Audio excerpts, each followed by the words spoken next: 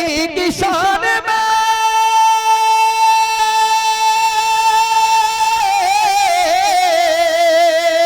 نبی کی شان میں گستاخی کرنے والے سنے نبی کی شان میں گستاخی کرنے والے سنے نبی کی شان میں گستاخی کرنے والے سنے وہ مار دے گا الہی کی یاد رکھے گا ماحول دیا ہے تو میں بھی کہنے پہ مجبور ہوا کہ اب یہ پروگرام کا ماحول بھی نیا ہے اور نیا ماحول لے کے گئے ہیں بہت بات پیش کرتا ہوں کلام بھی نیا جملے بھی نئے خیال بھی نیا تصور بھی نیا تصویر بھی نئی کہکشاں بھی نئی ہر ایک چیز کو اپنے اشعار کے پیرائے میں ڈھال کر جس انداز سے پیش کیا ہے تو واقعی وہ طرز بھی نیا ہے جملہ بھی نیا ہے ادا بھی اور ہر ایک چیز نئی ہے مبارکباد مستحق ہے جناب ڈاکٹر شمیم رامپوری صاحب آئیے دوستوں انہوں نے آپ کو ایک بات اور ایک پیغام نیا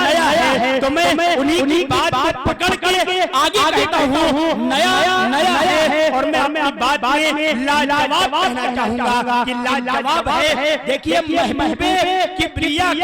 محبوب کبریا کا وہ گھر لاجواب ہے محبوب کبریا کا وہ گھر لاجواب ہے پیارے نبی کا پیارا نگر لاجواب ہے پیارے نبی کا پیارا نگر لاجواب ہے اور جس سرزمین میں جلوہ نما ہے میرے حضور جس سرزمین میں جلوہ نما ہے میرے حضور اس سرزمین کی شام و سحر لاجواب ہے اس سرزمین کی شام و سحر لاجواب ہے اور سرتاج انبیاء پہ جو نازل ہوا کلام سرتاج انبیاء پہ جو نازل ہوا کلام اس کا ہر ایک زیر و زبر لاجواب ہے اس کا ہر ایک زیر و زبر لاجواب ہے آئیے مبارکباد پیش کرتا ہوں تمامی انتظامیہ کمیٹی کو اور بالخصوص کنوینر آج پروگرام کے حافظ نور احمد صاحب اور مصطفیٰ علی غلام رسول محمد حنیف منشی پردان ڈاکٹر دلاور محمد حسیب محمد معین الدین حشمت علی محمد عمران محمد واسف صابر علی پرویز عالم علی اختر ان سبھی لوگوں کو مبارکباد پیش کرتا ہوں اور اپنی صلاحیت لسانی منفرد خطیبانہ انداز سے صوبے اتر پردیش کے سرحد و سیما کے پار بنگال اور اڑیسہ کی سرزمین پر بے باک لہجے میں اپنی بات باتنے والا مقرر حضرت مولانا مفتی سلمان صاحب مظاہری لکھیم پوری صاحب ہمارے میرے تشریف فرما ہے 4 منٹ پڑھتا ہوں اور حضرت کا تعارف پیش کرتے ہوئے آپ کو میں رحمت خطابت دینا چاہتا ہوں کہ کبھی بھی اولاد کے در بند نہیں کرتے مولانا فاروق صاحب اور صاحب سارے لوگ موجود ہیں ان کے دامن میں 4 منٹ رکھتا ہوں اور حضرت کو رحمت خطابت دیتا ہوں کہ کبھی اولاد کے در بند نہیں کر سکتے کبھی اولاد کے در بند نہیں کر سکتے تم دعاؤں میں اثر بند نہیں کر سکتے تم دعاؤں میں اثر بند نہیں کرتے اور قید کر سکتے ہو یہ جس سلاخوں میں مگر قید کر سکتے ہو یہ جس سلاخوں میں مگر میری آواز نظر بند نہیں کر سکتے میری آواز نظر بند نہیں کر سکتے میں انتہائی احترام کے ساتھ اس وقت ملتمس ہوں حضرت مولانا مفتی سلمان مظاہری سے آپ تشریف لائیں اور مرحبا کلمات مواعظ حسنات سے ہم سب کو متوجہ فرمائیں السلام علیکم ورحمۃ اللہ وبرکاتہ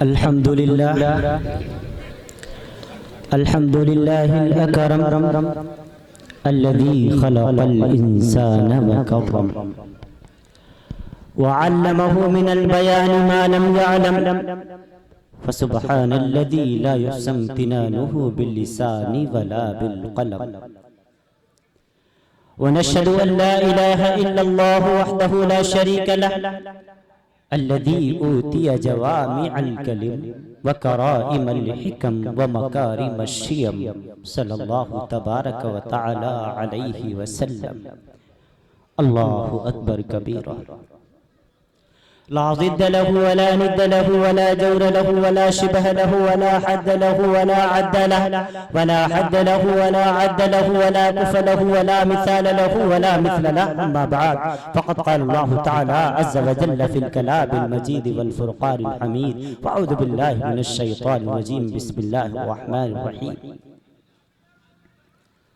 واعتصموا بحبل الله جميعا ولا تفرقوا واذكروا نعمة الله عليكم إذ كنتم أعداء فألف بين قلوبكم فأصبحتم بنعمته إخوانا. وأيضا قال الله تعالى إنما المؤمنون إخوة فأصلحوا بين أخويكم واتقوا الله. وأيضا قال الله تعالى بسم الله الرحمن الرحيم ألم نشرح لك صدرك ووضعنا عنك وزرك الذي أنقض ظهرك ورفعنا لك ذكرك. وأيضا قال الله تعالى يا أيها الذين آمنوا إن جاءكم فاسق بنبأ فتبينوا أن تصيبوا قوما بجهالة فتصبحوا على ما فعلتم نادمين. صدق الله العظيم. عن عبد الله بن مسعود رضي الله تعالى عنه قال قال رسول الله صلى الله تعالى عليه وسلم إن أكثر خطايا بني آدم في لسان. رواه النسائي.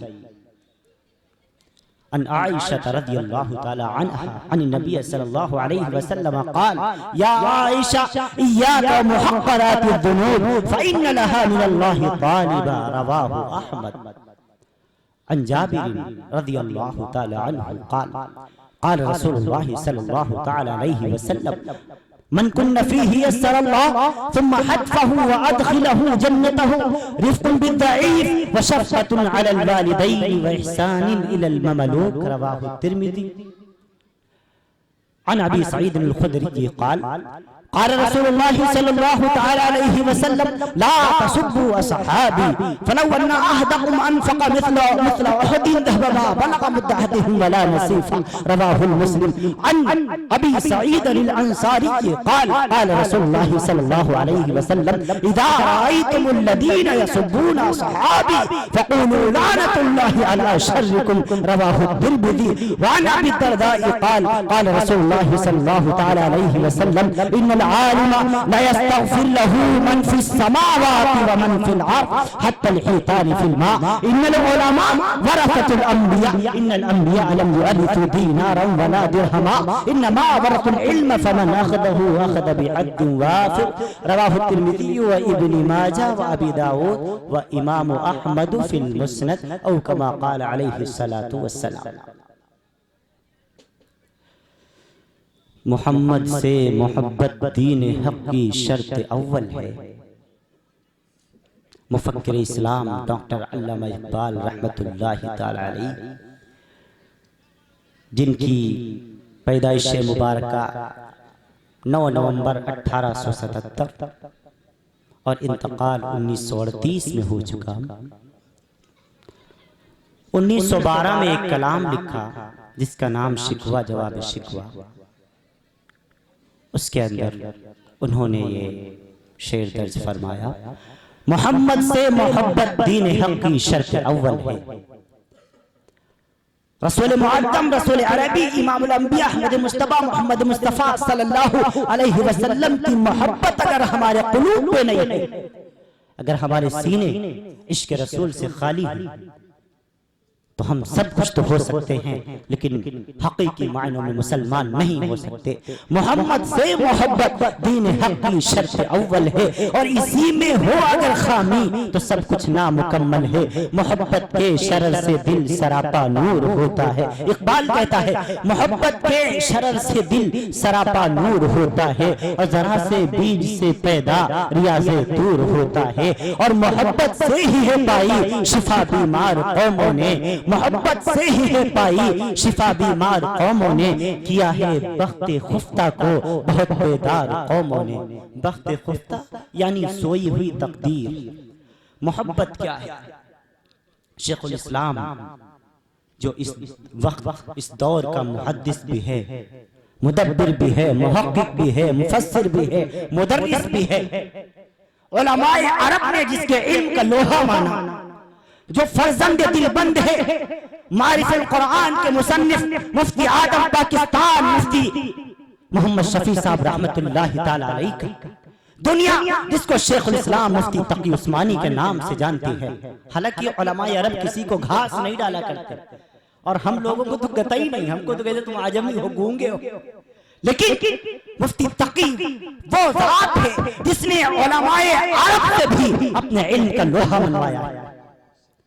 ان سے کسی نے پوچھا حضرت محبت کیا ہوتی ہے؟ حضرت ایک اچھے مفسر کے ساتھ، محدث کے ساتھ، شیخ الحدیث کے ساتھ اچھے ایک شاعر بھی ہیں، تو اتنا جملہ سامنے والے کا لیا اور اس سوال کو ہی ایک جواب بنا ڈالا، محبت کیا ہے؟ دل کا درد سے معمور ہو جانا۔ کیا فرمانے لگے؟ محبت کیا ہے؟ دل کا درد سے معمور ہو جانا، متاع جاں کسی کو سونپ کر مجبور ہو جانا، متاع جاں کسی کو سونپ کر مجبور ہو جانا۔ اور میری اس بات نوشی پر فرشتے رشک کرتے ہیں، کسی کے سنگ در کو چوم کر مشہور ہو جانا، کسی کے سنگ در کو چوم کر مشہور ہو جانا۔ اور بسا لینا کسی کو دل میں دل ہی کا کلیجہ ہے، بسا لینا کسی کو دل میں دل ہی کا کلیجہ ہے۔ پہاڑوں کو تو بساتا ہے جل کر دور ہو جانا، پہاڑوں کو تو بساتا ہے چل کر دور ہو جانا۔ محبت کیا ہے؟ دل کا درد سے معمور ہو جانا، متاع جاں کسی کو سونپ کر مجبور ہو جانا۔ رب ذوالجلال نے قرآن مقدس کے اندر بھی یہی فتویٰ دیا، والذین آمنوا اشد حبا للہ۔ ایمان والوں کو، کلمہ پڑھنے والوں کو، رسول عربی کے غلاموں کو، اللہ کے دیوانوں کو، نبی کے پروانوں کو اللہ سے بھی بڑی محبت ہوتی ہے اور اللہ کے رسول سے بھی بڑی محبت ہوتی ہے۔ اور وہ معانی میں علامہ آلوسی اسی کی تفسیر کرتے ہوئے فرماتے ہیں کہ وہ شخص جو اللہ کا دیوانہ ہو، رسول پاک کا دیوانہ ہو، اس کو اللہ کی بنائی ہوئی مخلوق سے بھی شدید محبت ہوتی ہے۔ والذین آمنوا اشد حبا للہ۔ ایمان والوں کو اللہ سے بڑی محبت ہوا کرتی ہے، اس محبت کا اندازہ ہم اور آپ نہیں لگایا کرتے۔ پھر جب اللہ کی ذات سے عشق ہو جائے، جب اللہ کی ذات سے محبت ہو جائے، پھر ہمارا حال منصور جیسا ہو جائے گا۔ پتھر مارے جا رہے ہیں، اللہ کی محبت میں پتھر بھی کھا رہا ہے، کانٹوں پر گھسیٹا جا رہا ہے، لیکن پورے طور پر عجیب سے شعر پڑھنے لگے، کتنی بات، کتنی تسکین ہے وابستہ تیرے نام کے ساتھ، نیند کانٹوں پہ بھی آ جاتی ہے آرام کے ساتھ۔ یہ اللہ کی محبت کا جذبہ ہوتا ہے۔ اور آج الحمدللہ ثم الحمدللہ آپ کے دیار میں پہلی مرتبہ حاضری کا شرف ہوا۔ عزیزم حافظ نور محمد سلمہ اللہ تعالیٰ علم میں، عمل میں، آواز میں خوب خوب برکت عطا فرمائے۔ جتنے اراکین کمیٹی ہیں سب مبارکباد کے مستحق ہیں۔ جلسے کے اولین داعی حافظ و قاری نور احمد سلمہ اللہ تعالیٰ سے میں دعا گو ہوں، بار بار فون کر کے یاد دہانی کراتے رہے۔ آج سے تقریباً 1 ماہ سے زیادہ مدت ہو گئی اس تاریخ کو طے کیے ہوئے، بار بار یاد کراتے رہے حضرت آنا ضرور ہے، کیسے آئیں گے آپ، کس وقت پہنچائیں گے، جلدی آ جائیے گا۔ روزانہ فون کرتے رہے، دن میں 2 مرتبہ 3 مرتبہ۔ اللہ تعالیٰ آپ کی محبتوں کو قبول فرمائے۔ ابھی عصر کی نماز پڑھ کے جیسے ہی میں اپنے روم میں آیا، اچانک سے اللہ تعالیٰ نے کچھ ایسا معاملہ کیا کہ کچھ پیٹ کے اندر ایک درد سا شروع ہوا، دوائی وغیرہ کھائی، دعا بھی کرتا رہا۔ میں نے دل میں آیا فون کر دوں، معذرت کر لوں، لیکن پھر آیا اتنی محبت سے بلا رہے ہیں، مناسب نہیں ہے، اللہ سے دعا کی جائے۔ رب کے بارگاہ میں ہاتھ پھیلا دیے، اللہ بڑی محبت سے بلا رہے ہیں، اس بیماری کو دینے والا بھی تو ہی ہے اور اس کو شفا میں بدلنے والا بھی تو ہی ہے۔ اے اللہ بیماری بھی تیری نعمت ہے اور شفا بھی تیری نعمت ہے، اے اللہ بیماری والی نعمت کو شفا والی نعمت سے بدل دیجئے۔ رب نے کرم کا معاملہ کیا، بعد نماز مغرب افاقہ ہو گیا اور میں آپ حضرات کے سامنے یہ میں پورے طور پر چلا آیا۔ آپ سب محبت کرنے والے ہیں، ٹھاٹھے مارتا سیلاب ایک نظر آ رہا ہے جہاں تک میری نظریں جا رہی ہیں۔ مجھے اندازہ نہیں تھا اتنے سامعین کھچے چلے آئیں گے، لیکن یہ اللہ اور اس کے رسول سے محبت کی بیان دلیل ہے، یہ اس بات کی دلیل ہے کہ آج بھی ہمارا ذاتی جھگڑا کوئی بھی ہو، ہمارا مسلک کوئی بھی ہو، لیکن رسول پاک کے نام پر ہم سب ایک ہو جایا کرتے ہیں۔ ہم رسول پاک صلی اللہ علیہ وسلم کی محبت میں ہمارے قلوب سرشار ہیں۔ جہاں پر نسل کی بندش ہم کو روک نہیں سکتی، جہاں پر آپسی جھگڑا ہم کو روک نہیں سکتا، یہاں پر اللہ اور اس کے رسول کی محبت غالب آ جایا کرتی ہے۔ سارے کے سارے کچھ ہمارے بھائی بھیرمپور جو یہاں سے کتنی دور ہے، ساتھیوں نے ابھی پورے طور پر مسجد میں اللہ کے گھر میں ملاقات کی، بائک سے بیچارے تشریف لے آئے، حتمرا فاروق صاحب، حتمرا قاسم صاحب، ہمارے ساتھ بھی کئی افراد کئی حضرات آئے ہوئے ہیں۔ اللہ تعالیٰ سب کا آنا قبول فرمائے، سب کی حاضری کو قبول فرمائے۔ اہل ایمان کا جلسہ، رسول عربی سے محبت کرنے والوں کا جلسہ، رسول پاک صلی اللہ علیہ وسلم کی محبت میں اس جلسے کو سجایا گیا۔ سیرت النبی صلی اللہ علیہ وسلم کا جلسہ، امام الانبیاء احمد مصطفیٰ محمد مصطفیٰ صلی اللہ علیہ وسلم کی سیرت کا جلسہ۔ ان جلسوں کے اندر کوئی تماشے کی بات نہیں کی جاتی، ان جلسوں کے اندر کوئی بھڑکانے کی بات نہیں کی جاتی، ان جلسوں کے اندر کوئی پورے طور پر راجنیت کی بات نہیں کی جاتی، کوئی سیاست کی بات نہیں کی جاتی۔ بعد نماز عشاء سے لے کر اب تک جلسہ چل رہا ہے۔ شعراء کرام کے کلام آپ نے سنے، علماء اسلام کے بیانات آپ نے سنے۔ ایمانداری سے بتانا کوئی سیاسی بات کی گئی، کوئی بھڑکانے والی بات کی گئی نہیں، یہاں امام الانبیاء کی حدیثیں پڑھ کے سنائی جاتی ہیں۔ ان جلسوں کے اندر اللہ کا قرآن پڑھ کے سنایا جاتا ہے، ان کے معنی، ان کی تشریحات، ان کی تفسیریں بتائی جاتی ہیں۔ ملک ہندوستان کے سوئے ہوئے نوجوانوں کو پیغام دیا جاتا ہے، اے ملک ہندوستانی نوجوانوں، ہاں تم مائیکل جیکسن کے غلام نہیں ہو، تم امام الانبیاء کی امتی ہو، تم رسول عربی صلی اللہ علیہ وسلم پر ایمان لانے والے ہو، تم کسی بھی دنیا کے سائنٹسٹ کے پورے طور پر امتی نہیں ہو، تم پیغمبر اسلام کے امتی ہو۔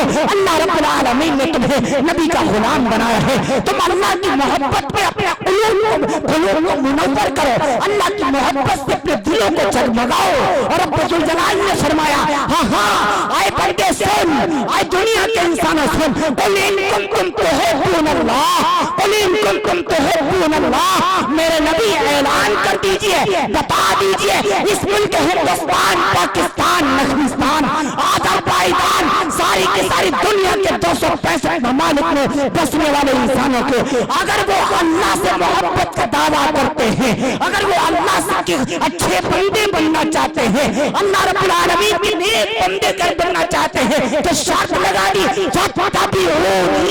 فَاتَّبِعُونِي، انہیں میرے محبوب کی اتباع کرنی پڑے گی۔ اگر ہمارے قلوب میں، ہمارے دلوں میں رسول عربی کا پورے طور پر رسول عربی کی محبت نہیں ہے تو ہم سب کچھ ہو سکتے ہیں، لیکن پورے طور پر اللہ کے مومن بندے نہیں ہو سکتے۔ اسی کو اقبال نے کہا تھا، محمد سے محبت دین حق کی شرط اول ہے، اور اسی میں ہو اگر خامی تو سب کچھ نامکمل ہے۔ ادھر حقیقت قرآن کریم کی اس آیت کی ایک تفسیر ہے، فَاتَّبِعُونِي يُحْبِبْكُمُ اللَّهُ يُحْبِبْكُمُ اللَّهُ۔ عجیب جملہ ہے۔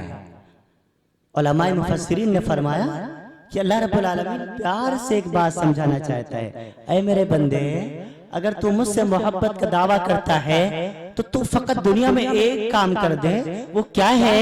تو اپنے آپ کو رسول پاک کی غلامی میں گھسیٹ لا۔ وَمَا آتَاكُمُ الرَّسُولُ فَخُذُوهُ، نبی نے جو کہا ہے وہ کرو، وَمَا نَهَاكُمْ عَنْهُ فَانْتَهُوا، جس چیز سے منع کیا ہے اس سے رک جاؤ، یہ غلامی کی دلیل ہے۔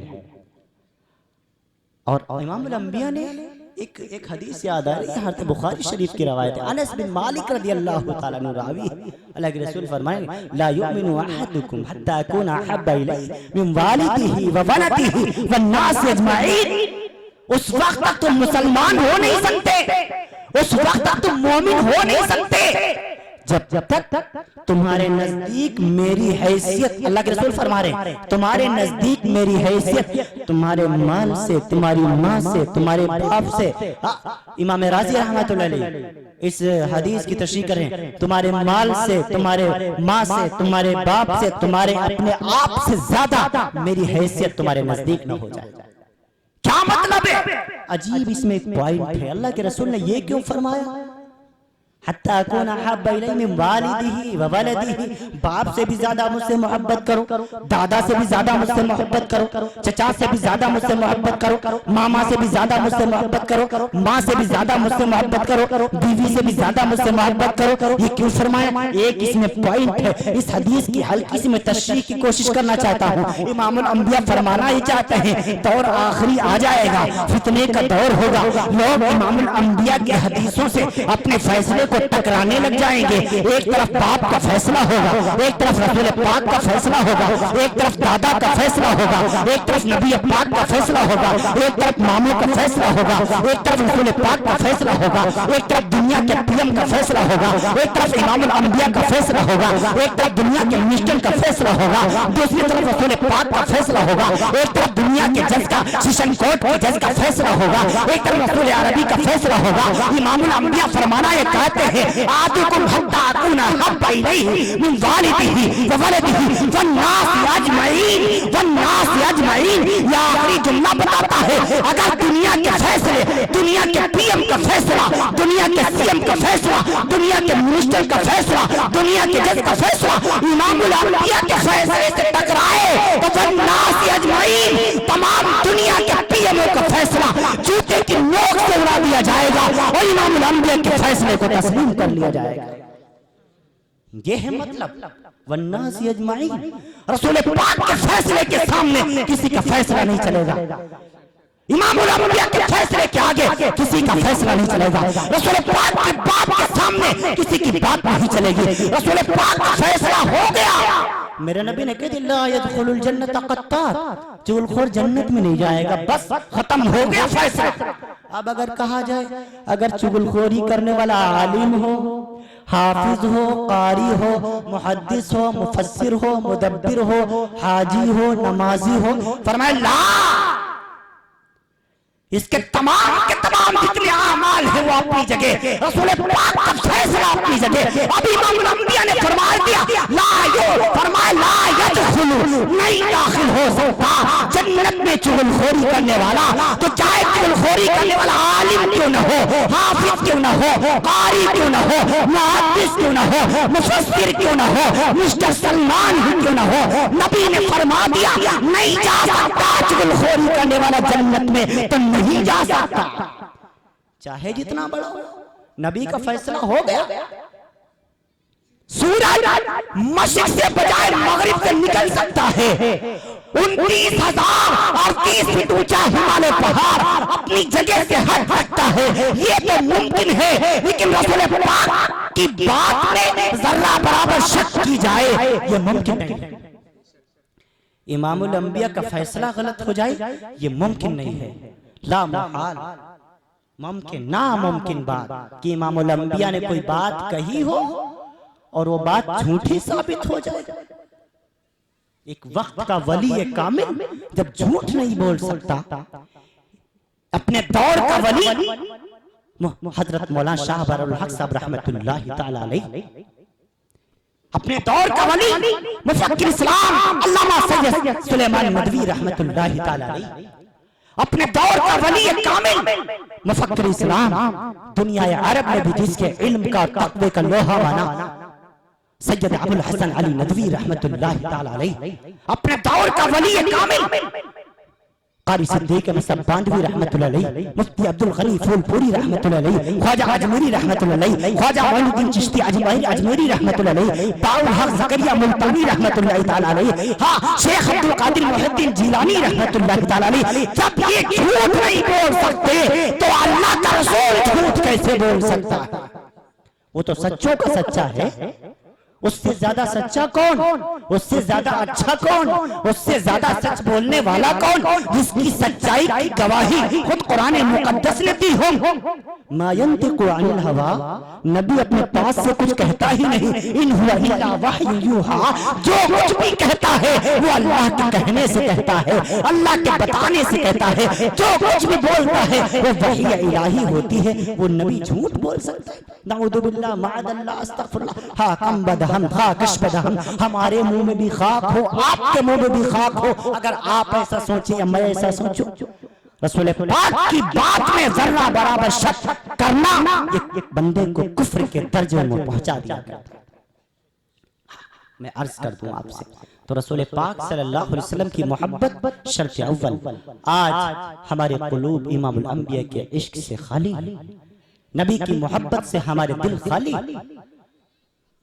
آج جوانوں کے اندر بھی امام الانبیاء کا عشق نہیں۔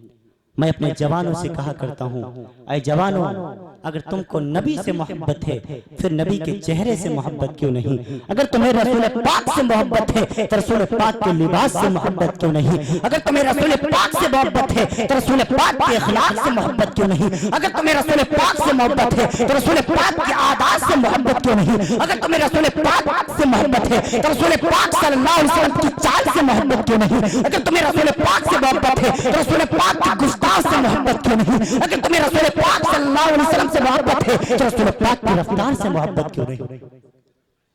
محب تو اپنے محبوب کے طریقے کو اپنے اندر اتار لیا کرتا ہے۔ وہ کوئی کام ایسا نہیں کرتا جس سے اس کا محبوب ناراض ہو جائے۔ اگر ہمیں کسی سے محبت ہے، ہمیں حضرت مولانا سے محبت ہے، تو میں کبھی ایسا کام نہیں کروں گا جس سے حضرت مولانا کو ٹھیس پہنچے اور یہ ہم سے خفا ہوں، ہم سے ناراض ہوں۔ ہم کیسے اللہ کے محبوب بندے ہیں، کیسے رسول پاک کی محبت میں گرفتار ہیں کہ ہم زبانی خوب دعوی کرتے ہیں کہ ہم رسول پاک صلی اللہ علیہ وسلم سے محبت کرنے والے ہیں، رسول پاک کا دامن نہیں چھوڑیں گے، امام الانبیاء کا دامن نہیں چھوڑیں گے، لیکن پکڑا ہے ہی نہیں۔ دامن پہلے پکڑا جاتا ہے یا چھوڑا جاتا ہے؟ ایک نوجوان زور شور سے نعرے لگا رہا تھا، رسول پاک کا دامن نہیں چھوڑیں گے۔ میں نے کہا بے وقوف، پہلے پکڑ تو صحیح، دامن پہلے پکڑا جاتا ہے، چھوڑنے کی بات تو بات نہیں۔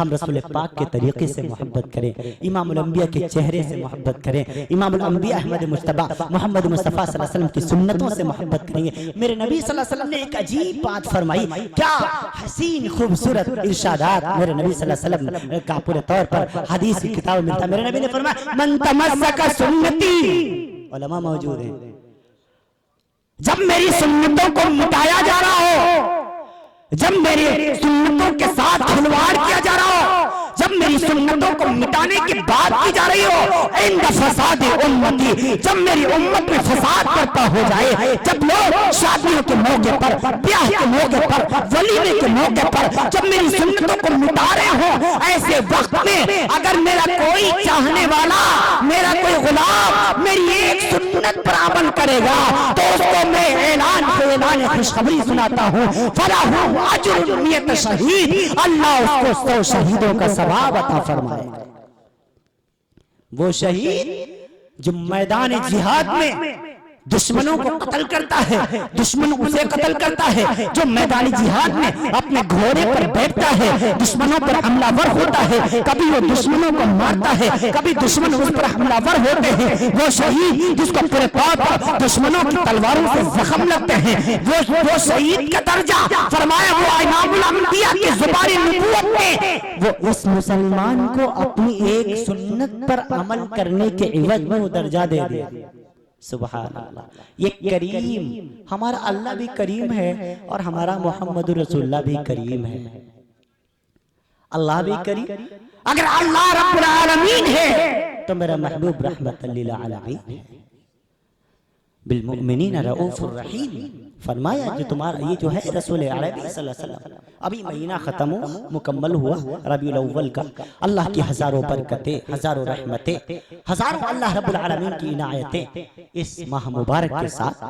اللہ رب العالمین نے جو ابھی مہینہ گزرا ربیع الاول کا، آپ علماء سے بارہا سنا کرتے ہیں، اسی ماہ مبارک میں امام الانبیاء احمد مجتبی محمد مصطفیٰ صلی اللہ علیہ وسلم کو رب ذوالجلال نے دنیا میں جلوہ افروز فرمایا۔ امام الانبیاء کا دنیا میں آنا صرف مسلمانوں کے لیے رحمت نہیں ہے، رسول پاک کا دنیا میں آنا صرف ایمان والوں کے لیے رحمت نہیں ہے، بلکہ تمام کی تمام کائنات انسانی ہی نہیں، تمام کے تمام عالم کے لیے میرے نبی کو رحمت بنایا گیا۔ وما ارسلناک الا رحمۃ للعالمین، اس آیت کے اندر اللہ تعالیٰ نے اشارہ فرمایا۔ بہرحال میں عرض کر دوں آپ سے، امام الانبیاء کی آمد سے پہلے سیرت کے جلسے ہیں، سیرت کے جلسے اس وقت ہو رہے ہیں، سیرت النبی کا یہ بھی جلسہ ہے، سیرت سے متعلق کچھ باتیں عرض کر دینا میں ضروری سمجھتا ہوں۔ رسول پاک صلی اللہ علیہ وسلم کی آمد سے پہلے عورتوں کی کوئی عزت نہیں تھی۔ حضرت مولانا موجود ہیں، میری بات کی تائید کریں گے۔ رسول پاک صلی اللہ علیہ وسلم سے پہلے عورتوں کو غلام اور باندی سمجھا جاتا تھا، پیروں کی جوتی سمجھا جاتا تھا۔ وہ تو نبی پاک صلی اللہ علیہ وسلم کی ذات بابرکت ہے جس نے عورتوں کا مقام بتایا۔ میرے نبی پاک صلی اللہ علیہ وسلم نے فرمایا اگر عورت ماں کی شکل میں ہے تو اس کے قدموں کے نیچے جنت ہے، اگر عورت بیوی کی شکل میں ہے تو تمہارے لیے زندگی میں راحت کا سامان ہے، اگر عورت بیٹے کی شکل میں ہے تو سمجھ لو اللہ کی رحمت ہے۔ نہ جنت کو ٹھکرایا جاتا ہے، نہ رحمت کو ٹھکرایا جاتا ہے، اور نہ پورے طور پر اللہ رب العالمین کی بھیجی ہوئی راحت کو ٹھکرایا جاتا ہے۔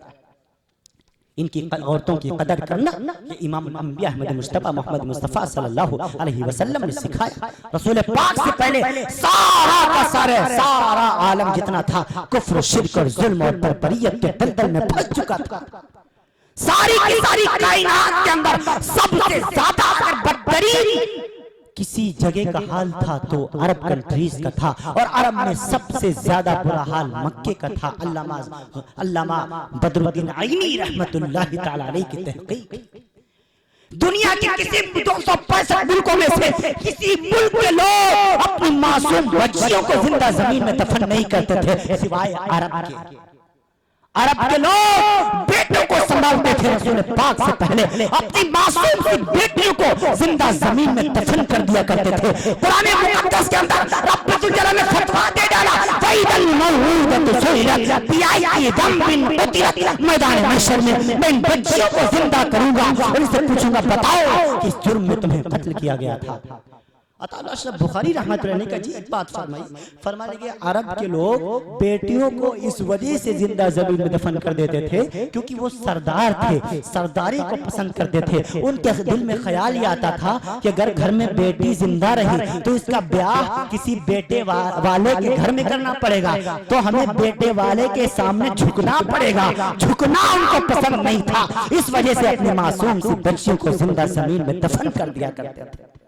اللہ کے رسول بیٹھ گئے، ایک صحابی آئے، حلق تو یا رسول اللہ کے رسول میں ہلاک ہو گیا۔ کیوں کیا ہوا؟ کہ لگے یا رسول اللہ زمانے جاہلیت کی بات ہے، آپ نے نبوت کا اعلان نہ فرمایا تھا، آپ اس وقت نبی پورے طور پر آپ نے اس وقت نبوت کا اعلان نہ فرمایا تھا۔ یا رسول اللہ میں تاجر ہوں، تجارت کے لیے کبھی یمن جاتا ہوں، کبھی لبنان جاتا ہوں، کبھی فلسطین جاتا ہوں، کبھی تہران جاتا ہوں۔ یا رسول اللہ میں جب پورے طور پر تجارت کی غرض سے میں اپنے گھر سے چلا ہوں تو ادھر میرے پیچھے میری بیوی حمل سے تھی، میں نے اپنی بیوی سے وصیت کر دی کہ اگر گھر میں بیٹی پیدا ہو تو اس کو مار دینا، اس کو زمین میں دفن کر دینا یا اس کی گردن مروڑ دینا۔ بیٹا اگر پیدا ہو تو اس کو پورے طور پر اس کو سنبھالنا۔ میں تجارت کے لیے چلا گیا، 1.5-2 سال کا وقت گزر گیا۔ یا رسول اللہ جب میں واپس آیا میرے پیچھے میرے گھر میں ایک بیٹی پیدا ہوئی، میرے گھر میں ایک بیٹی کا جنم ہوا۔ جب میں واپس آیا وہ بیٹی 1.5-2 سال کی ہو چکی تھی۔ یا رسول اللہ میں نے پوچھا اپنی بیوی سے یہ کون ہے؟ میری بیوی نے ڈر کی وجہ سے نہیں بتایا، ہاں اس نے کہہ دیا یہ پڑوس کی ہے، اس کی ماں نہیں ہے، اس کے باپ نہیں ہے۔ میں نے اپنی بیٹی کو سنبھالنے کے لیے، میں اس بیٹی کو پالنے کے لیے میں نے رکھ رکھا ہے۔ میں نے کہا چلو ٹھیک ہے، اپنی نہیں ہے کوئی بات نہیں، غیر کی ہے پال لیں گے، اپنی تو نہیں ہے۔ کہا ہمارے ہاں کیا پیدا ہوا تھا؟ کہا ہمارے ہاں تو ایک مرا ہوا بچہ دنیا میں آیا تھا، اس کو تو یوں ہی دفن کر دیا گیا۔ میں خوش ہوا، چلو میری بیٹی تو نہیں ہے۔ یا رسول اللہ وہ بچی مجھے بڑی اچھی لگنے لگی، وہ حسین سی بیٹی تھی، میں اس کے گودی میں اٹھاتا تھا، کندھوں پر اٹھاتا تھا، چومتا تھا، چاٹتا تھا، پیار کرتا تھا، مکے کی گلیوں میں گھمایا پھرتا تھا۔ یا رسول اللہ اب بچی دھیرے دھیرے بڑی ہونے لگی، 2 سال ہوئے، 3 سال ہوئے، 4 سال ہوئے، 5 سال ہو گئے۔ اب وہ بچی میرے ساتھ چلنے لگ گئی، اب وہ بچی میری گود میرے کندھے پر کھیلا کرتی تھی، میری گودی میں کھیلا کرتی تھی، میری انگلی پکڑ کر مکے کے بازاروں میں جایا کرتی تھی، مجھے وہ اچھی لگنے لگی۔ یا رسول اللہ میری بیوی نے ایک دن دیکھا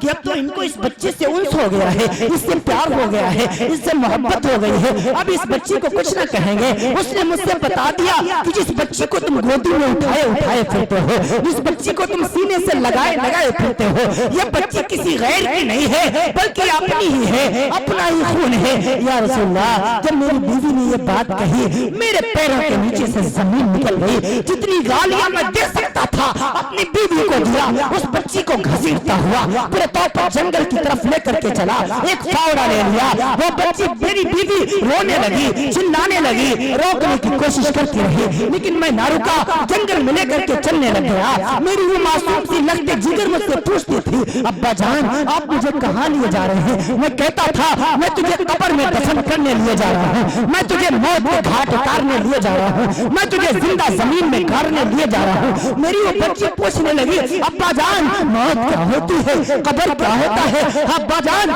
مرنا کسے کہتے ہیں؟ ہائے اس معصوم سی جان کو موت بھی کچھ پتا نہیں تھی، مرنا بھی کچھ پتا نہیں تھا، قبر بھی کچھ پتا نہیں تھی۔ میں اسے لے کر کے ویرانے جنگل میں آ گیا، میں اس کے لیے قبر کھودنے لگا۔ تفسیر کبیر کے اندر امام راضی رحمت اللہ تعالیٰ علیہ نے وَإِذَا الْمَوْءُودَةُ سُئِلَتْ کی تفسیر کرتے ہوئے اس واقعے کو نقل فرمایا ہے۔ عام اللہ علیہ قاری نے بھی لکھا ہے، بیر الرائی نے بھی لکھا ہے، نصب الرایا میں تفصیل کے ساتھ اس واقعے کو ذکر کیا گیا۔ وہ صحابی کہنے لگے یا رسول اللہ میں قبر کو کھودنے لگ گیا، قبر کو کھودنے لگ گیا، میں قبر کو کھود گہری کرنے کے لیے اس میں اترا، اس میں اتر کر اور اس کو گہری کیا۔ پھر جب میں اوپر آیا اب میں تھک چکا تھا، میرے سر کے بالوں میں مٹی لگ چکی تھی، میرے گالوں پر مٹی لگ چکی تھی، میرے کپڑوں پر مٹی لگ چکی تھی۔ جب میں تھک کر کے ہانفنے لگا وہ میری معصوم سے بچی اپنے نرم نرم ہاتھوں سے میرے سر کے بالوں کی مٹی جھاڑ رہی ہے، میرے گالوں پر لگی ہوئی مٹی جھاڑ رہی ہے، میرے کپڑوں پر لگی ہوئی مٹی جھاڑ رہی ہے اور کہنے لگی بابا جان اب آپ تھک گئے ہوں گے۔ انہوں نے تبری تاریخ تبری میں لکھا،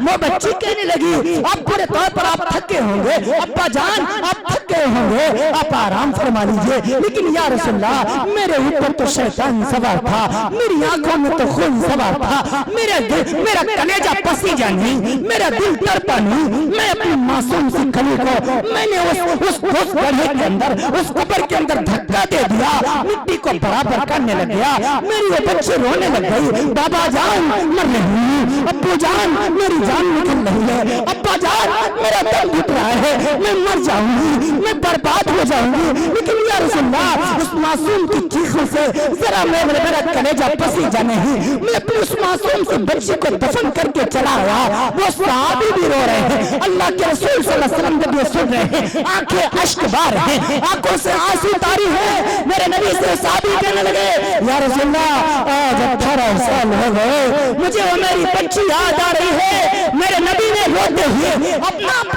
ہاتھ پیشانی پر یوں مارا، کہنے لگے اوف اتنا ظلم، وہ معصوم سی کلی، وہ معصوم سا پھول تجھے ابا ابا کہتا رہا، کہتی رہی، لیکن تیرا پتھر جیسا دل پسیجا نہیں، وہ تجھے ابو ابو کہتی رہی لیکن تیرا دل مانا نہیں۔ تو ذرا بھی نہیں تو نے خیال کیا اس معصوم سی کلی کو بچا لیا جائے، ہٹ جا میری نظروں کے سامنے سے، کہیں ایسا نہ ہو اللہ کے گھر پہ پھٹے اور تجھے نگل جائے۔ تو میرے سامنے نہ آیا کر، تو میرے سامنے نہ آیا کر، مجھے بڑی تکلیف ہوتی ہے۔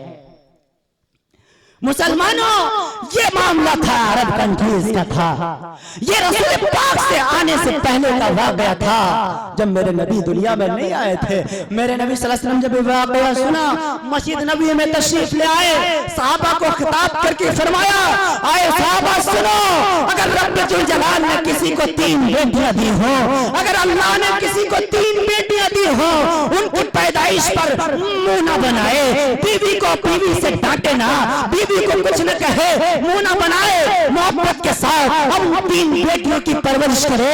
اس کے بعد جب وہ بڑی ہو جائیں، بالغ ہو جائیں، نیک دیندار گھرانے میں ان کی شادی کر دے تو اللہ رب العالمین اس کے والدین کو بغیر حساب کے جنت عطا فرما دے گا۔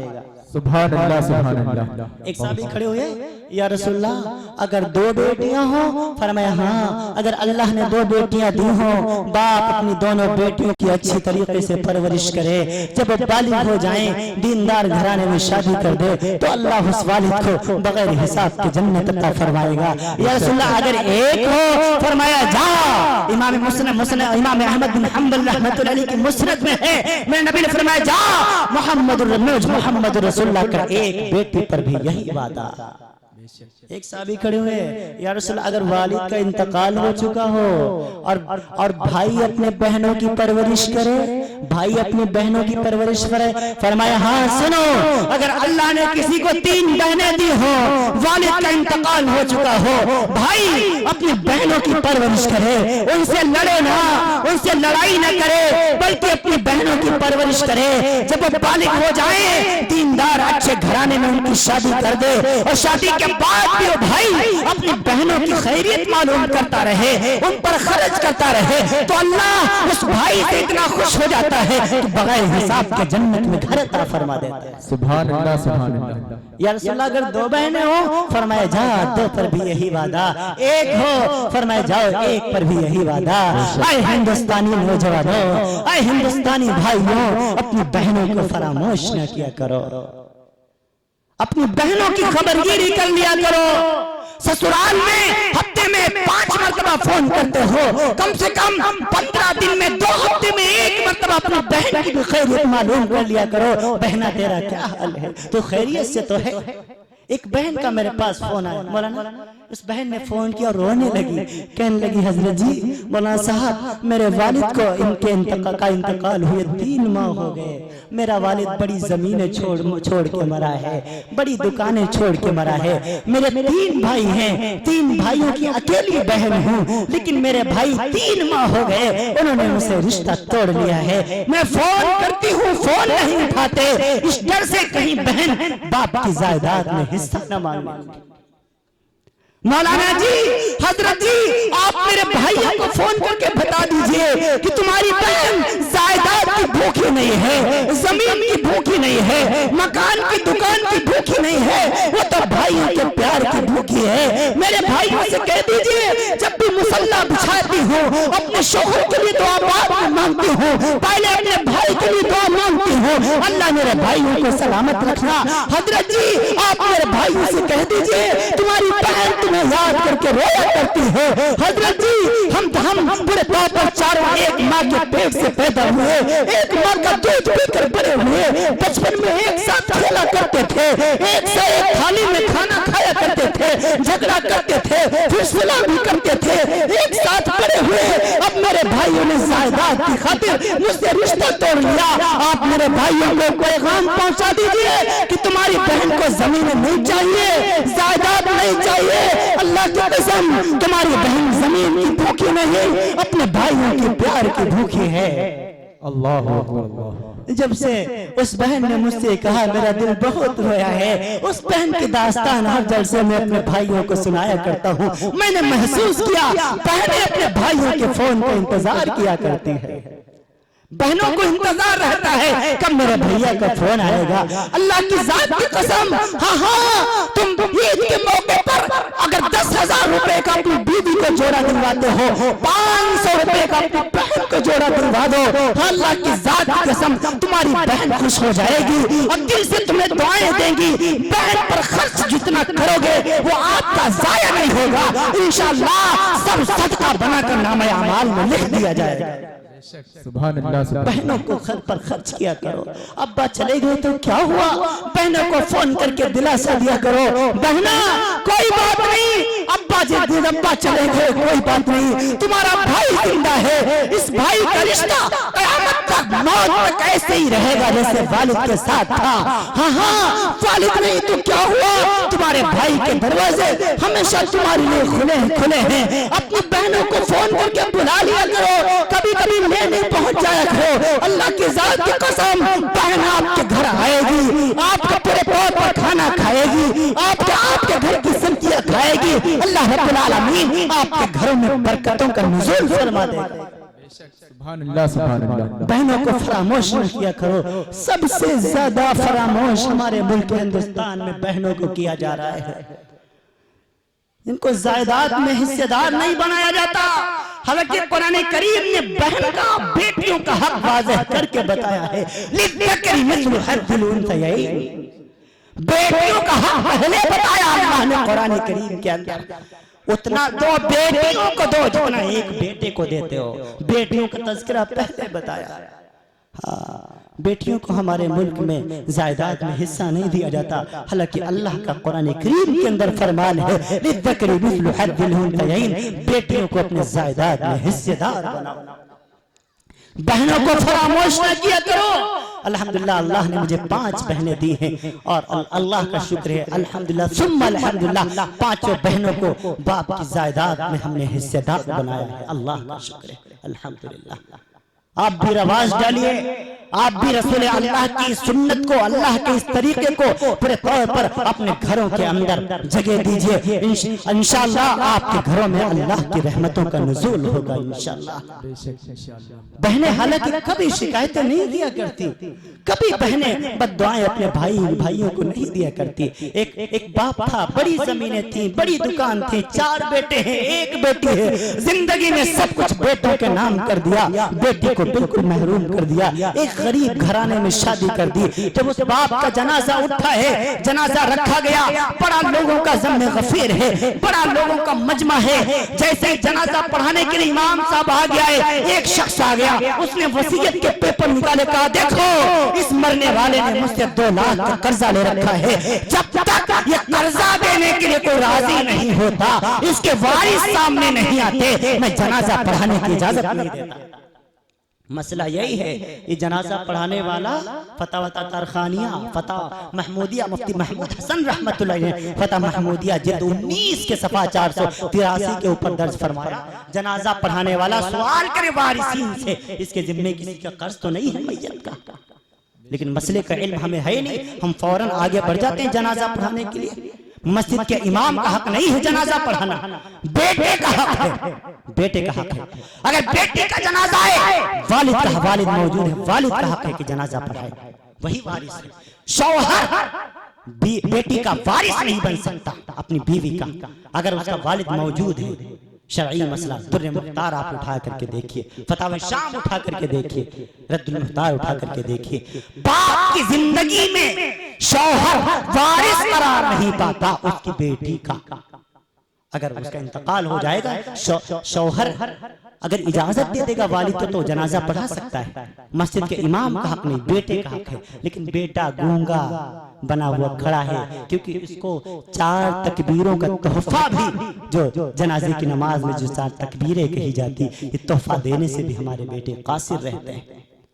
جو دعا پڑھی جاتی ہے، جو دعا کا تحفہ، اللہم اغفر لی حینا و میتنا، اس کا جو تحفہ دیا جاتا ہے مرتے وقت، والد کو یہ بھی آج کل کے بیٹے، نوجوان بیٹے، موبائل پر لگنے والے، انٹرنیٹ پر لگنے والے، گوگل ماسٹر جو بنے پھر رہے ہیں، جو یوٹیوب کے اوپر اکاؤنٹ کھولے ہوئے ہیں، جو نیٹ اور نیٹ سے موبائل کو کنیکٹ کر رکھا ہے۔ ابھی ایک تازہ سروے آیا ایلو کی رپورٹ کے مطابق، ملک ہندوستان کے تقریباً 47% نوجوانوں نے اپنے موبائل کے ساتھ نیٹ کو کنیکٹ کر رکھا ہے، اماں سے چھپا کر، ابا سے چھپا کر، موبائل پر نیٹ کے اوپر اکاؤنٹ بنا رکھا ہے، ابا کو نہیں پتا، اماں کو نہیں پتا۔ ہاں اگر سردی کا موسم ہوتا ہے تو لحاف کے اندر، گرمی کا موسم ہوتا ہے تو چھت کے اوپر، جب اماں سو گئی ہیں، ابا سو گئے ہیں، بڑی آپا سو گئی ہیں، تب ہمارے نوجوان جا کر کے اکیلے میں بدترین قسم کے مناظر اس یوٹیوب کے اوپر دیکھتا ہے، یہ خیال کر کے کہ اب ابا نہیں دیکھ رہے، اب اماں نہیں دیکھ رہی، اب آپا نہیں دیکھ رہی، لیکن وہ بھول جاتا ہے کہ تیری ماں، تیرے باپ، تیری آپا کو پیدا کرنے والا رب ذوالجلال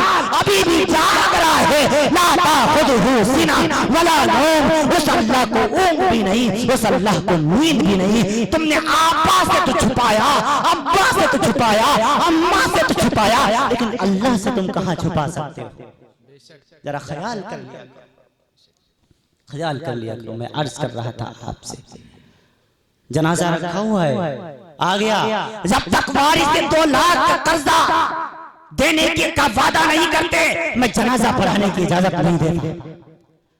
4 بیٹے جن کو باپ نے، جن کے نام دکانیں کی تھی، زمینیں کی تھی، جائیداد کی تھی، گھر کا مالک بنایا تھا، کم وقت 4 بیٹوں میں سے 1 بیٹا بھی نہیں آیا، چھوٹا بڑا बड़े की तरफ देख रहा है, बड़ा वाला दूसरे की तरफ देख रहा है, दूसरा वाला तीसरे की तरफ देख रहा है। वो कहता है ये जिम्मेदार है, ये वारिस है, ये वारिस है। दूसरी मर्तबा ऐलान हुआ, जब तक इसके वारिस नहीं आते और वो वादा नहीं करते 2 लाख कर्जा देने का, इसका जनाजा नहीं पढ़ाने देता।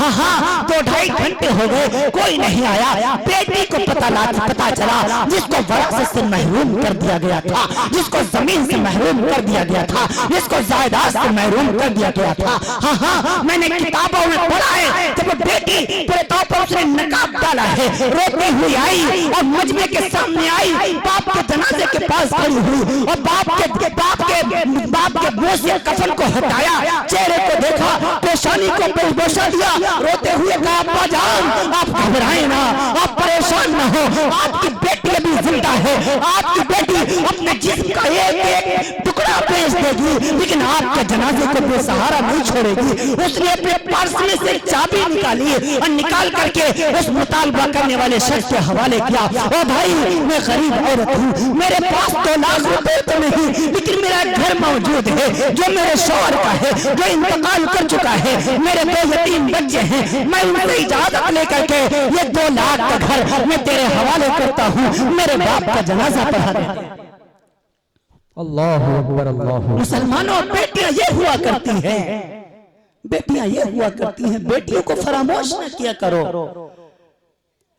उस शख्स ने जब ये मंजर देखा, आंखें अश्कबार हो गई, रोने लग गया, चाबियां वापस की, रशीद उसके हाथ में थमाई, कहा बहन मुबारक हो, हाँ हाँ, इसके जिम्मे मेरा कर्ज नहीं, बल्कि मेरे जिम्मे इसका कर्ज था। मैंने 2 लाख इससे कर्ज लिया हुआ था, मैं तो असल वारिस तलाश कर रहा था कि इस मैयत का असल वारिस कौन है। बाकी की मायनों में 4 बेटों में से एक भी इस मरने वाले का असल वारिस कहलाने का हकदार नहीं है। मैं 2 लाख का वारिस मालिक आपको बनाता हूँ। उस बेटी ने के हाथों में 2 लाख थमाए गए, उस बेटी ने 2 लाखों को एक नजर से देखा, फिर दूसरी नजर अपने मुर्दा बाप के चेहरे पर दौड़ाई, कहने लगे अब्बा जान मैं आपके फैसलों पर भी राजी हूँ, तकदीर के फैसलों पर भी राजी हूँ, अल्लाह के फैसलों पर भी राजी हूँ। हाँ हाँ, जब दुनिया में आपने मुझे तमाम जायदाद से महरूम कर दिया, शायद आपकी खुशी इसी में थी कि मुझे कुछ न मिले, इसीलिए मैं 2 लाख भी आपके बेटों पर निछावर करती हूँ। वो 2 लाख भी अपने भाइयों के मुंह पर मार दिया, कहा भाइयों लो ये 2 लाख भी तुम्हारी बहन की तरफ से तुम्हें हदिया दिया। अल्लाहु अकबर। बेटे और बहनें हुआ करती हैं, इनको यूं बेसहारा छोड़ देते हो, इनको यूं बेसहारा छोड़ देते हो। बस शादी कर दिया अपने बहन की, बस फराइज से अदा हो गई। फरमाया नहीं, वो भाई जो अपनी बहन की परवरिश करे, बालिग हो जाए, अच्छी जगह शादी करे, फिर शादी करने के बाद भी उस पर खर्च करता रहे, खबरगिरी करता रहे। अल्लाह रब्बुल आलमीन के महबूब ने उस भाई के लिए जन्नतुल फिरदौस का वादा किया हुआ है। बेशक, सुभान अल्लाह। इस सीरत का पैगाम है, अपनी बहनों को हक दो। अगर महीने में 20 मरतबा अपनी ससुराल में फोन लगाते हो, अपनी सासू माँ को अम्मी अम्मी कहते हो, कम से कम 1 मरतबा अपनी बहन को फोन लगा करके पूछ लिया करो, बहना तेरा क्या हाल है, तू खैरियत से तो है, तेरी जिंदगी ठीक ठाक तो गुजर रही है। हालांकि बहनें कभी अपने भाइयों से ससुराल की शिकायत नहीं किया करती, बहनें कभी अपने भाइयों के सामने हाथ नहीं फैलाया करती, वो तो अपने भाइयों की सलामती की अल्लाह से भीख मांगा करती हैं। बेशक, वो अपने भाइयों का बड़ा ख्याल रखती है, भाई हमसे नाराज न हो। अपनी बहनों को फरामोश न किया करो, उन्हें बेसहारा न छोड़ा करो। इंशाअल्लाह यहाँ से वादा करके उठो कि इंशाअल्लाह रोज न सही तो कम से कम दूसरे तीसरे अपनी बहनों को जरूर फोन करेंगे। इंशाअल्लाह फोन करके खैरियत जरूर मालूम करेंगे। आप अजान क्या हाल है। जब से उस बहन ने मुझे ये कहा, पहले तो मैं अपनी बहनों को कभी कभी हफ्ते में फोन करता था, कभी कभी 2-2 हफ्ते हो जाते थे, लेकिन जब उस बहन ने मुझसे ये रो करके कहा, तब मैंने महसूस किया दिल में कि बहनें भाइयों के फोन की मुंतजिर रहती हैं। उस दिन से मैंने अपना मामूल ये बना लिया है, 24 घंटे में एक बार अल्लाह ने मुझे 5 बहनें दी हैं, 5 बहनों को फोन करके खैरियत मालूम करता हूँ। आपा जान आपका क्या हाल है, बाजी साहिबा आप कैसी हैं, अप्पी जान आप कैसी हैं, आप खैरियत से तो हैं। वो रोजाना जब हाल मालूम करता ہوں خیریت معلوم کرتا ہوں. میری چھوٹی بہن کہنے لگی بھیا تم روزانہ پوچھتے ہو. میں ٹھیک ہی تو ہوں, مجھے کیا ہوگا, میں اچھی ہوں, میں بس یہی دعا کرتا ہوں کہ میرا بھائی سلامت رہے, میرا بھائی اچھا رہے. بہنوں کی دعائیں مل جاتی ہیں, بہن دعا کر دیتی ہے, بوڑھی بہن ہو گئی, ہاں ماں کے بعد بہن ہی رہ گئی, اس کی دعائیں لے لیا کرو. ہاں پورے طور پر چچی کے بعد دوسری بہن رہ گئی, اس کی دعائیں لے لیا کرو. اپنی بہنوں کو فراموش نہ کیا کرو. بہنوں کی دعائیں اللہ تعالیٰ رائگاں نہیں کرتا, بلکہ بڑی معصوم ہوا کرتی ہیں. اپنا سب کچھ چھوڑ کر کے, اپنا گھر بار چھوڑ کر کے دوسرے کے گھر میں گئی ہیں, پھر بھی اپنے بھائیوں کو وہ نہیں بھولا کرتی, تمہارے فون کی منتظر رہتی ہیں. یہ امام الانبیاء احمد مصطفیٰ محمد مصطفیٰ صلی اللہ علیہ وسلم کی سنت ہے. اللہ کے رسول صلی اللہ علیہ وسلم ہجرت فرمائی. سن 2 ہجری میں جنگ بدر ہوئی, احد ہوئی, تبوک ہوئی, غزوہ خیبر ہوئی. جب حنین کا موقع آیا, رسول پاک کی بہن کوئی نہیں تھی, بہن کوئی نہیں تھی. ایک بہن تھی جو حلیمہ سعدیہ رضی اللہ تعالی عنہ کی بیٹی ہے, جس کا نام شیمہ. ابن عساکر نے اس کا نام شیمہ لکھا, اور تاریخ جرجان میں اس کا نام شیمہ, حمزہ آخر میں حمزے کے ساتھ اس کے نام کو درج فرمائے گا تاریخ جرجان کے اندر. یہ ایک بہن تھی جو بچپن میں امام الانبیاء کو گودی میں کھلایا کرتی تھی, جو رسول پاک صلی اللہ علیہ وسلم کو گودی میں کھلایا کرتی تھی. جب حنین کا موقع آیا, جب حنین کی جنگ ہوئی, تو حنین سے قیدی پورے طور پر قید کر کے لائے گئے مدینے میں. اس میں بہت سارے سرداران حنین تھے, بہت سارے سردار تھے. اس میں حضرت شیمہ یا حضرت شیمہ رضی اللہ تعالی عنہ, ان کا ایمان ثابت ہے بہرحال کہ انہوں نے ایمان قبول کیا تھا. ان کی بھی پورے طور پر جب چھڑانے کی باری آئی کہ چلو قیدیوں کو چھڑایا جائے, تو پیسے چندہ اکٹھا کیا گیا. تو ان کے بھی حصے میں کچھ پیسے آئے تھے. جب پوچھا گیا, انہوں نے پوچھا بھائی چندہ کیسا اکٹھا ہو رہا ہے, تو انہوں نے بتایا وہ جو محمد ہیں ان کے ساتھی آئے تھے, اصحاب آئے تھے, انہوں نے ہم پر چڑھائی کی, اور چڑھائی کرنے کے بعد ہمارے کچھ ساتھی قید کر لیے گئے, لہذا انہی کی رہائی کے لیے چندہ اکٹھا کیا جا رہا ہے. تو حضرت شیمہ نے یا حضرت شیمہ نے جب یہ سنا تو ان کا دل مچل اٹھا, کہنے لگے کون, کس نے چڑھائی کی تھی, ذرا پھر سے نام لینا. تو کہا محمد. تو کہا اچھا پھر سے نام لینا, تو کہا محمد. اب انہیں اپنے بچپن کا معاملہ یاد آ گیا, اب انہیں اپنا بچپن کا وہ بھائی یاد آ گیا جس کا نام محمد تھا. ان کے دل میں خیال آیا کہ شاید یہ وہی محمد عربی علیہ السلام ہے جس کو بچپن میں کھلایا کرتی تھی, جس کو بچپن میں گودی میں اٹھایا کرتی تھی. حضرت شیمہ نے کہا کہ اگر یہ وہی محمد ہے جو میں دل میں خیال کر رہی ہوں, تو ایسا کرو تم مجھے اس کے پاس مدینے میں لے چلو, میں وعدہ کرتی ہوں, مجھے رب کی ذات سے امید ہے کہ پیسہ بھی بچے گا, قیدی بھی چھوٹیں گے. لہذا ان کو لے کر کے آئے, اور آ کر کہتے حضرت شیمہ پورے طور پر مدینے پہنچی. مسجد نبوی میں امام الانبیاء احمد مصطفیٰ محمد مصطفیٰ صلی اللہ علیہ وسلم بیٹھے ہوئے ہیں. صحابہ کرام نے تلواروں کی چھاؤں میں امام الانبیاء کو گھیر رکھا ہے, پہرے داری کر رہے ہیں. سارے کے سارے صحابہ پورے طور پر تلوار لیے ہوئے پہرے داری کر رہے ہیں. حضرت شیمہ نے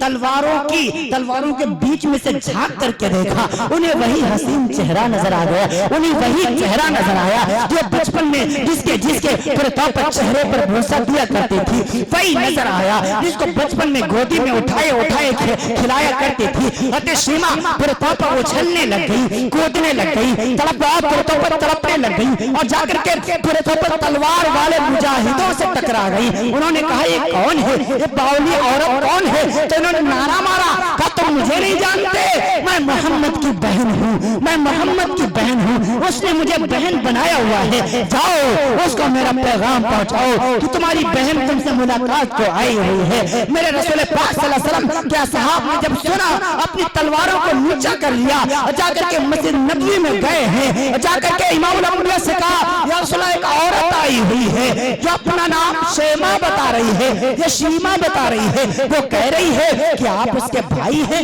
میرے نبی نے فرمایا میرے تو کوئی بہن ہی نہیں تھی، اللہ نے بہن سے بھی محروم رکھا، بھائیوں سے بھی محروم رکھا، اس نعمت سے اللہ نے مجھے محروم رکھا ہے۔ کہا نہیں، اس نے اپنا نام شیما بتایا۔ کہا اچھا کہیں وہ حلیمہ سعدیہ، ہماری اماں حلیمہ سعدیہ جنہوں نے مجھے دودھ پلایا تھا، ان کی بیٹی شیما تو نہیں؟ کہا ہاں، وہ اپنی ماں کا نام حلیمہ بتا رہی ہے۔ ہاں ہاں، میرے نبی نے جب یہ سنا تو کھڑے نہیں، بیٹھے نہیں، صحابہ سے نہیں فرمایا جاؤ بلا لاؤ، بلکہ پورے پاپ دوڑتے ہوئے بھاگتے ہوئے حضرت شیما کے قریب آ گئے اور آ کر کے پورے پاپ اس کے چہرے کو تکنے لگ گئے۔ حضرت شیما میرے نبی کے چہرے کو تک رہی ہے، میرے نبی حضرت شیما کے چہرے کو تک رہی ہے، دونوں کی آنکھوں میں آنسو تاری ہے۔ میرے نبی پاک صلی اللہ علیہ وسلم نے محبت سے حضرت شیما کو مجھے نبی کے اندر بھی بلایا اور اپنی چادر، اپنی رحمت والی چادر بچھا دی اور اپنی اس بہن کو بٹھایا، اپنی اس بہن کو بٹھایا۔ کہا بہن اتنے دن ہو گئے تجھے اپنے بھائی کی یاد نہیں آئی، اپنے بھائی کی یاد نہیں آئی؟ حضرت شیما کہنے لگی میرا بیاہ حنین میں کر دیا گیا تھا، جو پورے طور پر دوسرا ملک ہے، گھر آنے کا موقع نہ ملا، لہذا آپ کے ملاقات کا موقع نہ ملا۔ ہاں ہاں، آپ کے صحاب نے مجھ پر چڑھائی کر دی ہے۔ ہاں کہنے لگے اے بھائی، اگر تم مجھے اپنا بہن مانتے ہو تو آج تمہاری بہن تمہارے پاس ایک گزارش لے کر کے آئی ہے، ایک منت کرنے آئی ہے، ایک مقدمہ لے کر کے آئی ہے، اگر چاہو تو اپنے بہن کی بات کی لاز رکھ لو، تمہاری بہن نے ایک وعدہ کیا ہے۔ کہا کیا ہوا بتاؤ تو صحیح؟ بہن کہو اللہ کی قسم میرے پاس اگر پھر طاقت بس میں ہوگا تمہیں ضرور دیا جائے گا۔ حضرت شیما کہنے لگی یا رسول اللہ، آپ کے صحاب نے حنین پر چڑھائی کی ہے، جس میں حنین کے پورے طور پر غازیوں کو پکڑ لیا گیا، قید کر لیا گیا، تمہاری بہن آج ان سے رہائی کی بھیک مانگنے آئی ہے۔ جب میرے نبی نے یہ بات سنی حضرت شیما کے منہ پر انگلی رکھ دی۔ کہا بہن ایک لفظ آگے نہ نکالنا، زندگی میں کبھی میری بہن نے مجھ سے کچھ نہیں مانگا، میری اور کوئی بہن نہیں تھی، میں نے تمہیں اپنی بہن بنایا ہوا ہے۔ تمام صحابہ کو خطاب کر کے فرمایا اے صحابہ، بدر کے قیدیوں کے بارے میں نے تم سے مشورے لیے ہیں، احد کے قیدیوں کے بارے میں نے تم سے مشورہ کیا ہے، تبوک کے قیدیوں کے بارے میں نے تم سے مشورہ کیا ہے کہ ان کے ساتھ کیا سلوک کیا جائے، خیبر کے غازیوں کے بارے میں، خیبر کے قیدیوں کے بارے میں نے تم سے مشورہ لیا ہے، ان کو چھوڑا جائے یا نہ چھوڑا جائے، یا غلام بنا دیا جائے یا بیچ دیا جائے یا قتل کر دیا جائے۔ لیکن سنو، حنین کے قیدیوں کے بارے میں کوئی فیصلہ نہیں کرتا، میں تم سے کوئی مشورہ نہیں لیتا، بلکہ تمہیں حکم دیتا ہوں کہ بلا معاوضہ میری بہن کے حکم پر تمام کے تمام حنین کے قیدیوں کو چھوڑ دیا جائے۔ حنین کے قیدی چھوڑ دیے گئے، سارے امام الانبیاء کے دربار میں حاضر ہوئے۔ حضرت شیما کو امام الانبیاء کے دربار میں بیٹھا ہوا دیکھا، حضرت شیما نے کہا یہ میرا بھائی ہے، جو وقت کا نبی ہے، اللہ کا رسول ہے، میں نے کلمہ پڑھ لیا ہے۔ یہ کہنے کی دیر تھی، تمام حنین کے قیدیوں کی زبان سے نکلا اشہد ان لا الہ الا اللہ واشہد ان محمد عبدہ ورسولہ۔ سب نے کلمہ پڑھ کر کے اسلام کو اختیار کر لیا۔ اللہ اکبر، اللہ اکبر۔ یہ میرے نبی نے سبحان اللہ، سبحان اللہ۔ یہ بہنوں کا حق بتایا ہے کہ بہن اگر کوئی سوال کر دے تو اس کے سوال کو ٹھکرانا جائز نہیں ہے۔ ہاں اب ہمارا کیا حال ہے، ذرا اپنی غریبہ میں جھانک کر کے دیکھیں۔ ہم سے بہن اول تو مانگتی نہیں، لیکن ذرا سا غربت میں اگر کچھ ہم سے مانگ لے تو ہم بغلے جھانکنے لگتے، بہانے بنانے لگتے۔ ہاں اگر 2 دن پہلے بتا دیتے تمہاری مدد ضرور کرتی، اب تو فلاں کو اتنا دے دیا، فلاں کو اتنا دے دیا۔ لعنت ہے ایسے بھائیوں کے اوپر۔ ماں کا دودھ اتنا سستا نہیں ہوتا جس کو چند سکوں کی خاطر بیچ دیا جائے۔ ماں کا دودھ اتنا سستا نہیں ہے جس کو چند ٹکے کی زمینوں کے اوپر فراموش کر دیا جائے۔ ماں کے دودھ کی لاز رکھا کرو۔ ہماری بہنیں بھی مجھے یقین ہے پردے سے سن رہی ہوں گی، میں ان سے بھی کہوں گا کہ آپ بھی اپنی بیٹیوں، اپنے بیٹوں کو سنبھالنا، اپنی بیٹیوں کے حقوق کو آپ بھی ادا کریں۔ آپ اپنی بیٹیوں کے حق کو فراموش نہ کریں، ضائع نہ کریں، ورنہ اللہ رب العالمین کی عدالت میں آپ مجرم بن کر کے پیش کی جائیں گی۔ اور یہ سارا کا سارا جو معاملہ ہو رہا ہے میرے علم کے مطابق سب جہالت کا نتیجہ ہے. ہم نے اللہ کی رسول کی سیرت کو پڑھا نہیں, امام الانبیاء کی سنت کو جانا نہیں, رسول پاک کے طریقے کو ہم نے پہچانا نہیں, اللہ کے رسول کیسے انصاف کیا کرتے تھے ہم نے یہ دیکھا نہیں, جانا نہیں. اسی کا نتیجہ ہے کہ آج ہمارے گھر اللہ کے رسول صلی اللہ علیہ وسلم کی سنتوں سے خالی ہیں. گھروں کے اندر لڑائی اور جھگڑا اور فسادات. اللہ کے رسول کیسے فیصلے کیا کرتے تھے, اللہ کے رسول کا فیصلہ کیسے ہوتا تھا, ہم ذرا اپنے فیصلوں کے اوپر ذرا غور کریں, امام الانبیاء کے فیصلوں کے اوپر ذرا غور کریں. اللہ کے رسول صلی اللہ علیہ وسلم کا دور ہے, ایک صحابی نے مکان بیچا, قاری صاحب, ایک صحابی نے مکان بیچا, دوسرے صحابی نے مکان خریدا. بات سمجھ میں آ رہی ہے پیچھے والوں, بات سمجھ میں آ رہی ہے اچھے لوگوں, بات سمجھ میں آ رہی ہے, سمجھ میں آ رہی ہے ماشاءاللہ, اتنی رات میں بھی سمجھ میں آ رہی ہے. کتنے سمجھدار ہیں, اللہ آپ کی سمجھدانی کو اور مضبوط فرما دے. آمین اللہم آمین. میں عرض کرتا, ایک صحابی نے مکان بیچا, دوسرے صحابی نے مکان خریدا. بیچنے والا بھی رسول پاک کا غلام, خریدنے والا بھی رسول پاک کا غلام. بیچنے والے نے بیچ دیا, خریدنے والے نے خرید لیا. اب خریدنے والے نے جب خریدا, اس کی دیواریں پورے طور پر بوسیدہ تھی, گرنے والی تھی. اس نے سوچا انہیں گرا کے مضبوط بنا لی جائے. جب دیواروں کو کھودنے لگا, وہ صحابی جس نے خریدا تھا, دیواروں کے بیچ میں سونے سے بھرا ہوا ایک مٹکا نکلا. اب ہمارے دور میں اگر یہ ایسا ہو جائے, سبحان اللہ سبحان اللہ, اتنے ہی پر کھدائی بند کر دیں گے. ابھی مٹی ڈالو, رات ہو جائے, اندھیرے میں کھولیں گے, ورنہ پڑوسی کو پتا چل جائے گا, وہ بھی حصہ مانگنے آ جائے گا. ہمارا تو یہ حال ہے, ہم تو 2-2 روپے کے اوپر اپنے ایمان کا سودا کر دیا کرتے ہیں. ایک مرتبہ میں راستے سے جا رہا ہوں, میرے ساتھ میں ایک ہمارے دوست تھے, اور ایک صاحب تیسرے بھی ساتھی میں چل رہے ہیں. 2 روپے کا سکہ پڑا ہوا تھا راستے میں, میری نظر بھی پڑ گئی, تو میں تو آگے نکل گیا. پیچھے والے ایک صاحب جو تھے وہ اسی کے اوپر پیر رکھ کے کھڑے ہو گئے, قبضہ کر کے, اور پھر کھجلانے کے بہانے اپنا ہاتھ کے نیچے لے گئے, اٹھا کے جب میں نے کہا کیا وقت ہے حضرت جی, کھجلی ہو رہی ہے. میں نے کہا 2 روپے والی ہو رہی ہے کہ 5 روپے والی, کیونکہ میں دیکھ چکا تھا. میں نے کہا کون سی کھجلی ہو رہی ہے, 2 روپے والی یا 5 روپے والی. بڑا شرمندہ ہو گیا کہ حضرت جی 2 روپے پڑے تھے, کوئی دوسرے اٹھا لیتا. سوچا آپ ایک کملا پسند ہی ہو جائے گا. ہم نے کہا اچھا کملا تمہیں پسند ہے, تو کہنے لگا ہاں ہمیں کملا پسند ہے. ہم نے کہا اگر شیام لال نے سن لیا اس کی بیٹی کا نام کملا ہے, اس کے سامنے نے کہہ دینا کملا ہمیں پسند ہے, ورنہ پھر جوتے چلیں گے. یہ حال ہے. صحابی نے گھر خریدا, صحابی نے بیچا. جب کھودنے لگ گئے دیواروں کو صحیح کرنے کے لیے, تو سونے سے بھرا ہوا مٹکا نکلا.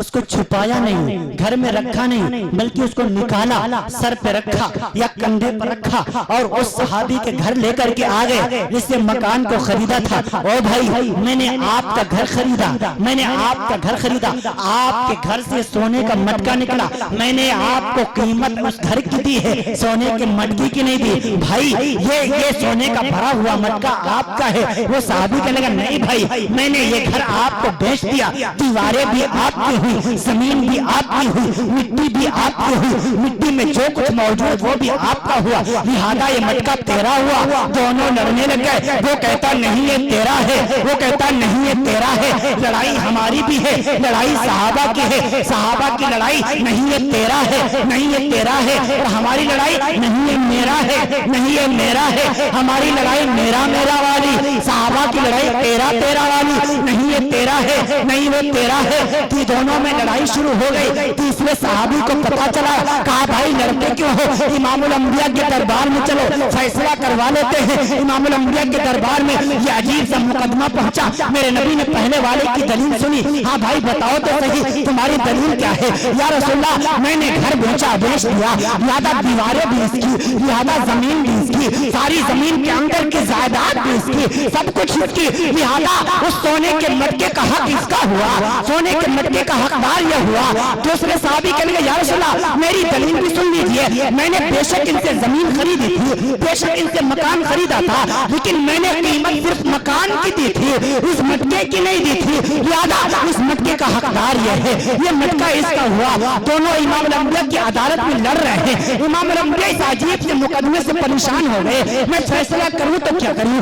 میرے نبی تھوڑی دیر تک سوچتے رہے, پھر ایک سب پہلے والے صحابی سے پوچھا اچھا بھائی بتاؤ تمہارے کوئی اولاد ہے؟ نعم یا رسول اللہ, اللہ کے رسول ایک بیٹا ہے. اچھا بالغ ہو چکا؟ ہاں رسول اللہ بالغ ہو چکا. ذرا اس کو بلاؤ. دوسرے سے کہا تمہارے کوئی اولاد ہے؟ ہاں رسول اللہ میری ایک بیٹی ہے, بالغ ہو چکی. ہاں وہ بالغ ہو چکی. اللہ کے رسول نے فرمایا اس کو بلاؤ. اس کے بیٹے کو بلایا گیا, اس صحابی کی بیٹی کو بلایا گیا. امام الانبیاء نے دونوں کا نکاح کر دیا, شادی کروا دی اور سونے کا مٹکا اس جوڑے کے حوالے کر دیا.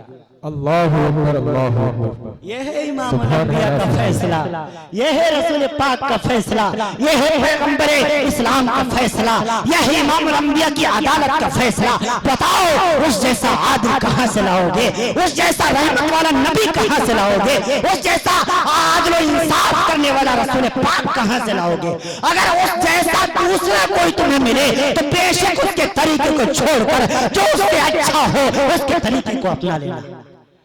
لیکن رب ذوالجلال کی قسم قیامت تو آ سکتی ہے, لیکن اس جیسا عادل نبی تمہیں کائنات ارضی پر دوسرا نہیں مل سکتا.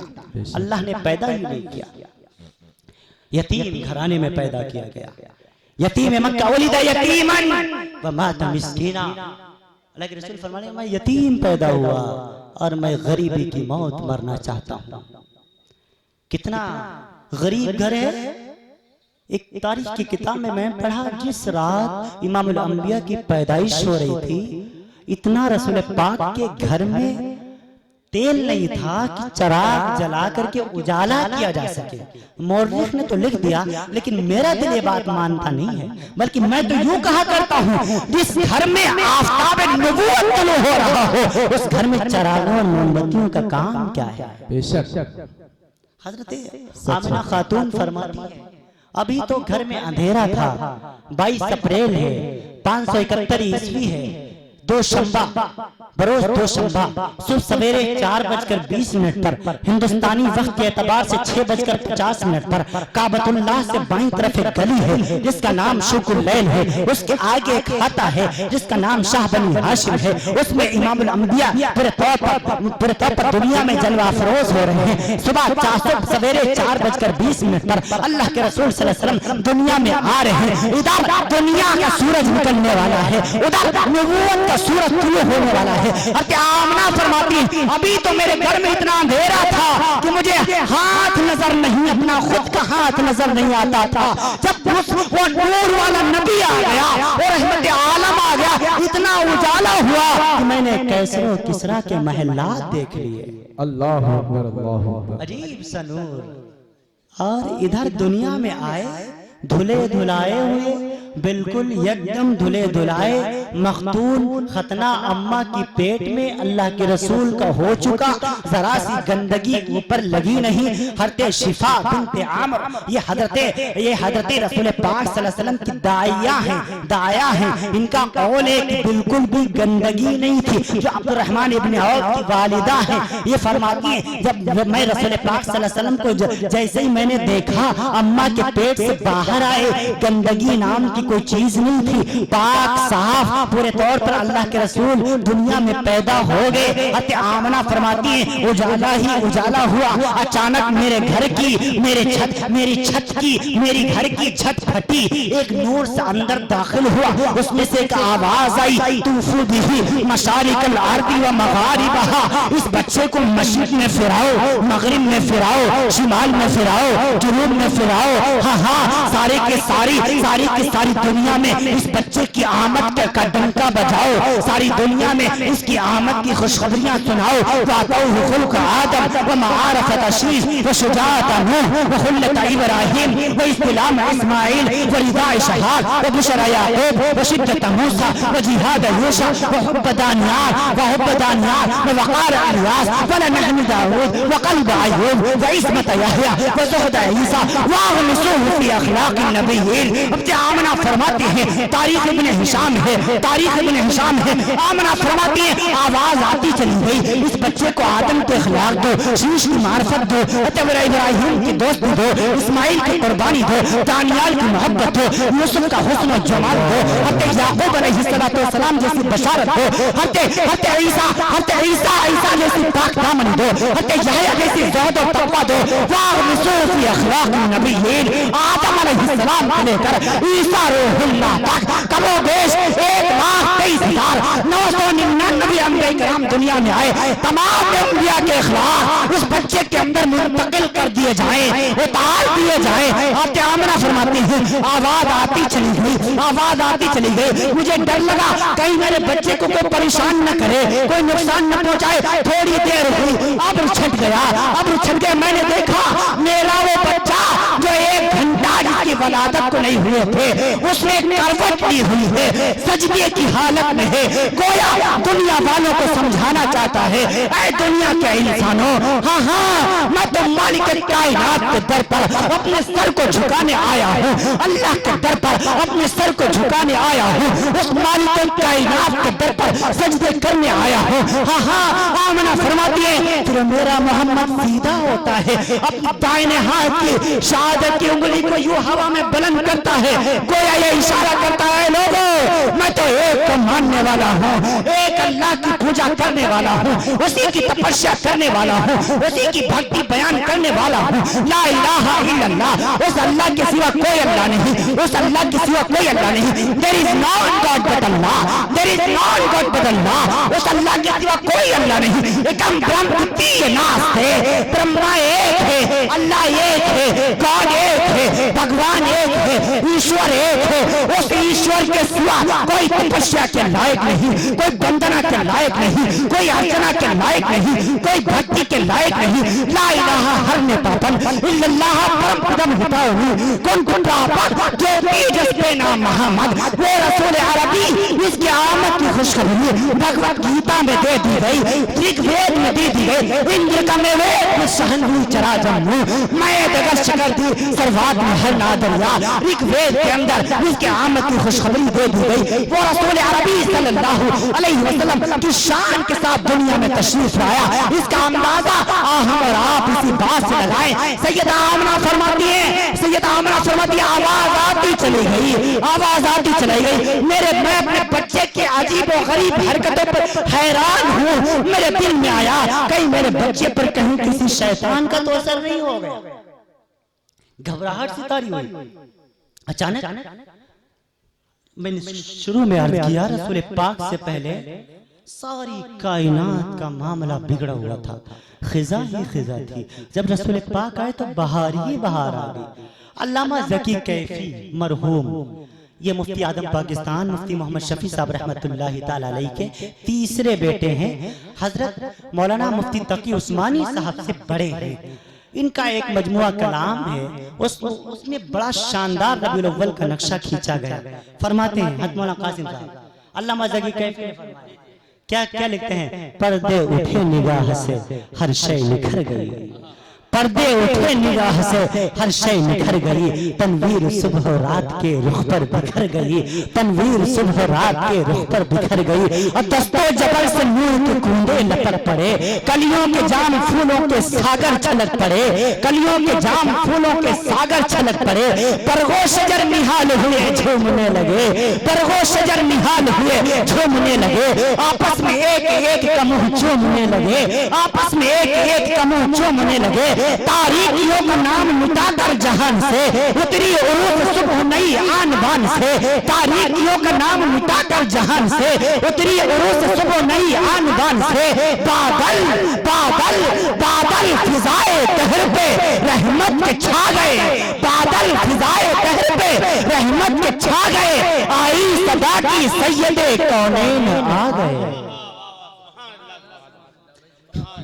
बादल फिजाए दहर पे रहमत के छा गए, आई सदा की सैयदे कौनैन आ गए। और क्या हुआ, और क्या हुआ, पुरनूर काबा और भी पुरनूर हो गया, पुरनूर काबा और भी पुरनूर हो गया, बतहा तमाम जलवगहे दूर हो गया, पुरनूर काबा और भी पुरनूर हो गया, बतहा तमाम जलवगहे दूर हो गया। पाई झलक पाई झलक पाई झलक जो साक़ी कौसर के नूर की, पाई झलक जो साक़ी कौसर के नूर की, समझम से मौज उठी शराबे तहूर की, समझम से मौज उठी शराबे तहूर की। बज़्म जहां में आज किसका उरूद है, जिब्रील के लबों पे मुसलसल दुरूद है सल्लल्लाहु अलैहि वसल्लम, जिब्रील के लबों पे मुसलसल दुरूद है। उसकी लोरी के लिए लफ्ज कहां से लाऊं। पाकिस्तान में एक शायर था जो शराबें पिया करता था, गजल लिखता था, कभी उसने नात नहीं कही थी, मनक़बती अशार नहीं कहे थे। एक दिन किसी ने उससे कह दिया तूने कभी नात नहीं की, तूने कभी नात क्यों नहीं की, अल्लाह के रसूल की तारीफ क्यों नहीं की, हालांकि तू अच्छा शायर है, नात कह सकता है। उसने अपने मुंह को तोड़ा, जान को छोड़ा, कलम को उठाया, सबसे पहला मिसरा यही लिखा, उसकी लोरी के लिए लफ्ज कहां से लाऊं, सारे आलम के मुकद्दर को जगाया जिसने, उसकी लोरी के लिए लफ्ज कहां से लाऊं, सारे आलम के मुकद्दर को जगाया जिसने, जिसके झूले पे मलाइक ने तराने छेड़े, जिसके झूले पे मलाइक ने तराने छेड़े, कैसे वो किसरा के मंडेरों को हिलाया जिसने, कैसे वो किसरा के मंडेरों को हिलाया जिसने। और वो खिलौनों से नहीं, वो खिलौनों से नहीं शम्सो कमर से खेला, वो खिलौनों से नहीं शम्सो कमर से खेला, जिस पे साया पर जिब्रील किया करते थे, गोद में लेके गुजरती थी हलीमा जिस्म, खारोस राह को खुशबू से दिया करते थे, खारोस राह को खुशबू से दिया करते थे। अल्लाह के रसूल सल्लल्लाहु अलैहि वसल्लम छोटे से हैं, आते आमना दुनिया में आ गए, बीबी सुआइबा ने चंद दिन तक दूध पिलाया। अरब में रिवाज है, देहातों में भेज देते हैं अपने बच्चों को। हलीमा का काफिला, मुर्रिखीन ने लिखा हलीमा की ऊँटनी कमजोर थी, देर में पहुंची, और बाकी दाइयां आई, उन्होंने मेरे नबी को लिया नहीं, यतीम समझकर, गरीब समझकर। मेरा दिल ये बात नहीं मानता, मैं तो यूं कहा करता हूँ उन्होंने मेरे नबी को नहीं लिया, बल्कि ये बात सही नहीं है, बल्कि मेरे महबूब ने उन्हें पसंद ही नहीं किया, मेरे महबूब ने उन्हें पसंद ही नहीं किया। और फिर जब अमानत हलीमा की है तो कोई दूसरा कैसे ले जा सकता है। हलीमा आई, अम्मा हलीमा, रास्ते में मिली दाइयां, मुझ गरीब के लिए कुछ छोड़ा है, हाँ एक बच्चा है, नाम मोहम्मद है, अब्बा नहीं है, यतीम घराना है। अच्छा, अपने शौहर से कहा क्या कहते हो, देखो तो चल करके। फरमाया हाँ चल करके देखो, खाली हाथ जाने से तो बेहतर है चल करके यतीम ही को ले लिया जाए। अंदर पूरे तौर पर मदीना मक्कतुल मुकर्रमा तशरीफ ले आए, दरवाजे पर आए, मन दक्कल बाब, कौन है? फरमाया अना हलीमा, मैं हलीमा हूँ। अते आमना फरमाती इधर हलीमा का नाम सुना, उधर गोद में महबूब दो आलम मुस्कुरा दिए, अल्लाह के रसूल मुस्कुरा दिए। दरवाजा खोला, हलीमा अंदर गई। आमना सुना है कोई बेटा है? हाँ है। अब्बा नहीं है? हाँ अब्बा नहीं है। गरीब घर है, यतीम बच्चा है? हाँ गरीब है, यतीम है। अच्छा दिखा तो सही उसका चेहरा कैसा है, दिखा तो सही उसका रंग कैसा है, मैं देखूं तो सही उसका हुस्न जमाल कैसा है। हते हलीमा फरमाती जैसे ही आमना ने रसूल पाक के चेहरे से ये नकाब हटाया है, कपड़ा हटाया, हते हलीमा फरमाती मेरी आंखें चुदिया गई। इतना जबरदस्त पूरे तौर पर हुस्न का दीदार मैंने कभी नहीं किया था। मैंने फौरन बच्चे को गोदी में उठाया, मेरे सारे सीने में ठंडक पहुंच गई। मैंने कहा माशाल्लाह बहन आमना, मैंने बहुत बच्चे देखे हैं, बड़े बच्चों को दूध पिलाया है, लेकिन मुझे हलीमा की आंख ने इतना हसीन नहीं देखा। हते आमना फरमाने लगी हाँ हाँ ये तो बात है बहन, मैंने भी बड़े बच्चे देखे हैं, लेकिन इस जैसा हसीन मैंने भी नहीं देखा। अब्दुल मुत्तलिब आ गए। हाँ भाई क्या हो रहा है, तुमने मेरे भतीजे की तारीफ कर रहे हो? हाँ। अब्दुल मुत्तलिब कहते हैं हलीमा तुमने क्या बच्चे देखे होंगे, आमना तुमने क्या बच्चे देखे होंगे, ज्यादा से ज्यादा तुमने मक्की के बच्चे देखे होंगे, मदीने के बच्चे देखे होंगे, बनु सआद के बच्चे देखे होंगे, बनु तमीम के बच्चे देखे होंगे, बनु कुरैजा के बच्चे देखे होंगे। मैं अब्दुल मुत्तलिब तिजारत के लिए कभी यमन जाता हूँ, फिलिस्तीन जाता हूँ, लेबनान जाता हूँ, तेहरान जाता हूँ, रब्बुल जलाल के जाहो जलाल की कसम मुझे अब्दुल मुत्तलिब की आंख में इतना हसीन नहीं देखा। उधर आमना ने कहा मैंने नहीं देखा, हलीमा ने कहा मैंने नहीं देखा, अब्दुल मुत्तलिब ने कहा मैंने नहीं देखा। जिब्रील अमीन पास ही खड़े थे। जिब्रील अमीन ने पूरे तौर पर क्या कहा होगा, तसव्वुर में मैंने जिब्रील से पूछा, जिब्रील ने ये कहा होगा आए हलीमा आए आमना आए अब्दुल मुत्तलिब तुमने क्या बच्चे देखे होंगे, ज्यादा से ज्यादा मक्के और मदीने के बच्चों को देखा होगा, बनु तमीम बनु कलब बनु कुरैजा के बच्चों को देखा होगा। मैं जिब्रील को देख, रब ने मुझे 70,000 फरिश्तों का अफसर बनाया हुआ है। हाँ हाँ मैं तमाम अंबिया को देखता चला आया हूँ। मैंने आदम को अरफात के मैदान में रोता हुआ देखा, मैंने नूह अलैहिस्सलाम को कश्ती का मल्ला बने हुए देखा,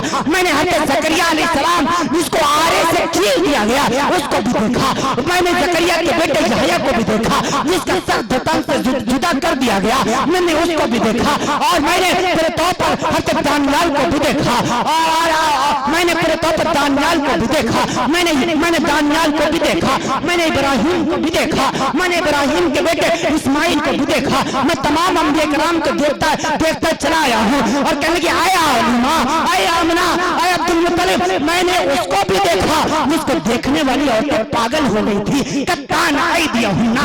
मैंने उस हसीन यूसुफ को भी देखा। हाँ हाँ तमाम को तमाम देखने के बाद मुझे जिब्रील आँख ने फैसला किया है कि रब्बुल जलाल की कसम मैं जिब्रील की आँख में इस बच्चे जैसा हसीन नहीं देखा। उधर हलीमा ने कहा मैंने नहीं देखा, आमना ने कहा मैंने नहीं देखा, अब्दुल मुत्तलिब ने कहा मैंने नहीं देखा, जिब्रील अमीन ने कहा मैंने नहीं देखा। रब्बुल जलाल की आवाज आई आए हलीमा आए आमना आए अब्दुल मुत्तलिब आए जिब्रील अमीन तुम देखते तो तब जब मैंने ऐसे हसीन सूरत वाला पैदा किया होता, मैंने इस जैसा आज तक कोई पैदा ही नहीं किया। अब सवाल पैदा होता आप तो आया करेंगे, फरमाए नहीं मैंने एक सूरत ढालकर वो सांचा ही तोड़ दिया। अब उस जैसी सीरत वाला नहीं आना, अब उस जैसे सूरत वाला नहीं आना। वज़्ज़ुहा वल्लैलि इज़ा सजा कैसे हसीन जुल्फे होंगी। इमाम राज़ी ने खूबसूरत 2 तर्जमे किए हैं। हाँ हाँ वज़्ज़ुहा कसम है, कसम ऐ मेरे महबूब मुझे कसम है तेरे सत्तारी की चादर की जिसमें तू उम्मत के गुनहगारों को छुपा लेता है। पहला तर्जमा। दूसरा तफसीर कबीर में इमाम राज़ी का तर्जमा वज़्ज़ुहा वल्लैलि इज़ा सजा मेरे महबूब कसम है पूरे तौर पर मुझे तेरी स्याह काली जुल्फों की कितनी हसीन जुल्फे होंगी। अम्मा आयशा रज़ियल्लाहु ताला अन्हा के सामने चंद औरतें आई, कहने लगी अम्मा मिस्र की औरतों ने यूसुफ का हुस्न देखा तो फल के बजाय उंगलियां काट डाली। हज़रत अम्मा आयशा ने फरमाया अगर मेरे महबूब को देख लेती जिगर के टुकड़े कर डालती, अगर मेरे रसूल पाक को देख लेती जिगर के टुकड़े कर डालती। उस जैसा हसीन कौन है। मैं वलीद यतीमन व माता मिस्कीना। मैं बस जल्दी जल्दी अपनी बात समेटता हूँ। मेरे रसूल पाक सल्लल्लाहु अलैहि वसल्लम फरमाने लगे ऐ लोगों अब तो अपनी माँ की इज्जत किया करो। मैं आलम शबाब में अपनी माँ को नहीं देख पाया, मैं अपने आलम शबाब में अपनी माँ को नहीं देख पाया। बचपन में 6 साल के मासूम से मेरे नबी हैं, मदीने की तरफ आए हैं अपने ननिहाल की तरफ। उम्मे ऐमन साथ में हैं, हजरत आमिना खातून हैं। मेरे नबी 6 साल के मासूम से बच्चे हैं। वापसी के वक्त अबुआ नामी पहाड़ी आई, उस पर इमामुल अंबिया की वालिदा की तबीयत खराब हुई। कौन सी बीमारी हुई थी मुझे तारीख के अवराक में नहीं मिला। मैंने बड़ी तारीख की किताबें खंगाल डाली, तारीख तबरी पढ़ डाली, जुरजान पढ़ डाली, इब्ने हिशाम पढ़ डाली, इब्ने साद पढ़ डाली, पूरे तौर पर बड़ी बड़ी तारीख की किताबें पढ़ी, लेकिन कहीं मुझे इसका तज़किरा न मिला कि रसूल पाक की वालिदा को हुआ क्या था। बस तारीख तबरी ने इतना दर्ज किया है अल्लाह के रसूल की वालिदा से बोला नहीं जाता था, बोलना चाहती थी लेकिन बोल नहीं सकती थी। तो मैंने अंदाजा लगाया शायद दिल का दौरा पड़ा होगा, शायद हार्ट अटैक हुआ होगा, क्योंकि मैंने हकीम बोली सीना को पढ़ा है। उन्होंने अपनी किताब में लिखा जिस बंदे की हरकतें कल्पबंद होती है اس سے بولا نہیں جاتا، بولنا چاہتا ہے، بولا نہیں جاتا۔ بہرحال اللہ کے رسول صلی اللہ علیہ وسلم کی والدہ دنیا سے چلی گئی۔ کس نے دفن کیا، کس نے قبر کھودی، مجھے کسی تاریخ کی کتاب میں نہیں ملا، واللہ عالم، اللہ ہی بہتر جانتا ہے۔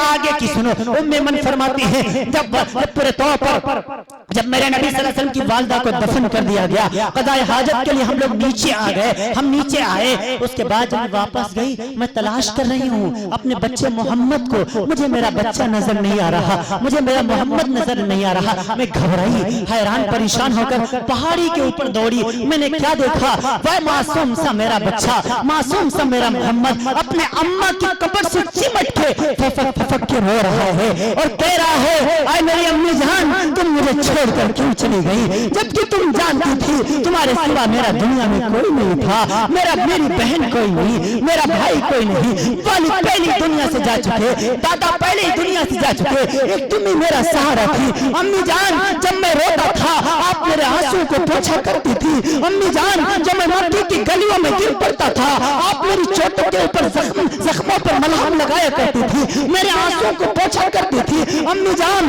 تمہارے بعد میرے کپڑے کون دھلے گا، تمہارے بعد مجھے کون چپ کرائے گا، میں گروں گا مجھے کون سنبھالے گا، امی جان تم مجھے چھوڑ کر کے کیوں چلی گئی، تم جانتی تھی ماں کا پیار بھی مجھے تمہیں سے ملتا تھا، باپ کی شفقت بھی تمہیں سے ملتی تھی، بہنوں کی محبت بھی تمہیں سے ملتی تھی، بھائیوں کا پیار بھی تمہیں سے ملتا تھا، امی جان تم مجھے چھوڑ کے کیوں چلی گئی۔ ان میں انوائی ہیں، بازوں سے پکڑ کر میرے نبی کو اٹھانے کی کوشش کی ہے، اللہ کے رسول اپنے نبی کی قبر چھوڑ نہیں رہے ہیں، بڑی مشکل سے اٹھا کر کے امام الانبیاء صلی اللہ علیہ وسلم کو لے کر کے آئی، بہت دنوں تک اللہ کے رسول روتے رہے۔ ہاں اب نبی بن گیا ہے، وقت کا نبی، 50 سال کی عمر ہو گئی، مسجد نبی میں ایک روز اعلان کیا، اے لوگو کاش میری ماں زندہ ہوتی، کاش میری ماں زندہ ہوتی، میں نماز فجر کے لیے مصلی پر کھڑا ہو چکا ہوتا، ہاں اللہ پر کہہ کے نیت باندھ دی ہوتی اور سورہ فاتحہ شروع کر دیا ہوتا کہ حجرے سے میری ماں آواز دیتی، بیٹے محمد، میں اپنی اماں کی آواز پر نماز توڑ دیتا اور کہتا امی جان میں آپ کے قدموں میں حاضر ہوں۔ یہ میرے رسول پاک نے ماں کا مقام بتایا ہے۔ ہاں حجۃ الوداع کا موقع ہے، آخری حج ہے، میرے نبی نے ایک ہی حج زندگی میں فرمایا، تاریخ اسلام میں سب سے آخر میں حج فرض ہوا، 9 ہجری میں حج فرض ہوا، سوال کم و بیش 1,29,000 صحابہ کرام کا مجمع ہے، میرے نبی مکہ المکرمہ کی طرف جا رہے ہیں، جب ابوا پہاڑی آئی سارے صحابہ کو روک دیا، وقت کا پورا نبی جس کی عمر 62 سال کی ہو گئی، سیدنا علی فرماتے ہیں میرے نبی کی داڑھی میں 14 بال سفید ہو چکے تھے، حضرت انس فرماتے ہیں 17 بال میرے نبی کی داڑھی کے سفید ہو چکے تھے، وقت کا بوڑھا نبی سارے صحابہ کو چھوڑ کر کے ابوا پہاڑی پر آتا ہے اور اپنے بڑھاپے کی حالت میں اپنی اماں کی قبر پر آج 55 سال کے بعد اپنی اماں کی قبر پر ایک معصوم بچے کی طرح اپنے گھٹنے پر سر رکھ کر پھپک کر کے روتا ہے، پیچھے سے ابو بکر آئے، یا رسول اللہ یہ کون ہے، ابو بکر یہ میری ماں ہے جو آج سے 55 سال پہلے میرے چھوڑ کر چلی گئی تھی، ہاں آج میری ماں یاد آ رہی ہے۔ آئے ہندوستانی نوجوانوں، اپنی ماں کو بے عزت کرنے والوں، اپنے باپ کو گھر سے نکالنے والوں، اپنے ماں کی خبرگیری میں کرنے والے نوجوانوں، غور سے سنو، 61 سال 65 سال کے بوڑھے نبی نے اپنی ماں کی قبر پر رو کر کے ملک ہندوستان کے نوجوانوں کو پیغام دیا ہے، آئے ہندوستانی نوجوانوں، مائیں بھلانے والی چیز نہیں ہے، ماں کو بھلایا نہیں جاتا، ماں کو بھلایا نہیں جاتا۔ اب میرے نبی نے فرمایا جابر دے تیری ماں تجھ سے ناراض نہ رہے، تیری ماں تجھ سے ناراض نہ رہے، فإن الجنت عند رجلها، تیرے ماں کے قدموں تلے جنت ہے، ہاں اگر دنیا میں تم جنت چاہتے ہو جاؤ اپنی ماں کے قدموں میں بیٹھ جاؤ، بے شک تم جنت کا تمہیں مزہ مل جائے گا، جنت کا سکون مل جائے گا، جو میدان محشر میں تمہیں جنت ملے گی وہ بھی ماں کے صدقے میں ملے گی، وہاں بھی بیٹوں کو ماں کے قدموں میں بیٹھنا پڑے گا، بیٹا چاہے جتنا بڑا ہو جائے ماں سے بڑا نہیں ہو سکتا، بیٹا چاہے جتنا بڑا ہو جائے باپ سے اونچا نہیں ہو سکتا، بیٹا چاہے جتنا بڑا ہو جائے باپ سے اونچا مقام نہیں مل سکتا. موسیٰ علیہ السلام سے میرے رب نے فرمایا اے موسیٰ جو جنت میں تیرا ساتھی ہوگا وہ گوشت بیچنے والا ہے. موسیٰ علیہ السلام فرمایا اے اللہ میرا ساتھی وہ بھی گوشت بیچنے والا؟ فرمایا ہاں میری مرضی جس کو چاہوں تیرا ساتھی بنا دوں. میرے موسیٰ علیہ السلام فرمانے کوہ طور پر آئے اللہ وہ شخص کون ہے, رہتا کہاں ہے, دکان کہاں ہے, ذرا میں ملاقات کرنا چاہتا ہوں, اس نوجوان کو دیکھنا چاہتا ہوں. میرے اللہ نے وحی کے ذریعے بتا دیا. موسیٰ علیہ السلام چلے گئے. ایک نوجوان بیٹھا ہوا ہے, گوشت کے ٹکڑے کاٹ رہا ہے, تھیلیوں میں پیک کر رہا ہے, پیک کر کر کے پورے طور پر تقسیم کر رہا ہے, دے رہا ہے, بیچ رہا ہے. شام ہو گئی, جب وہ چلنے لگا موسیٰ علیہ السلام نے پیچھے سے چلنے لگے. بھائی آپ کہاں جا رہے ہیں؟ میں تو اپنے گھر جا رہا ہوں. کہنے موسیٰ علیہ السلام نے فرمایا میں مسافر ہوں, اگر تمہاری اجازت ہو آج میں تمہارے گھر ایک رات بتانا چاہتا ہوں. کہا مجھے میری طرف سے کوئی اعتراض نہیں ہے, آپ چلیں. گھر کے اندر داخل ہوئے, کیا دیکھا گھر میں سلام کیا سب کو. ایک طرف بیوی بیٹھی ہے, بہنیں بھی ہیں, بال بچے بھی بیٹھے ہیں, سب کو سلام کیا, سیدھا ایک کوٹھے میں چلا گیا.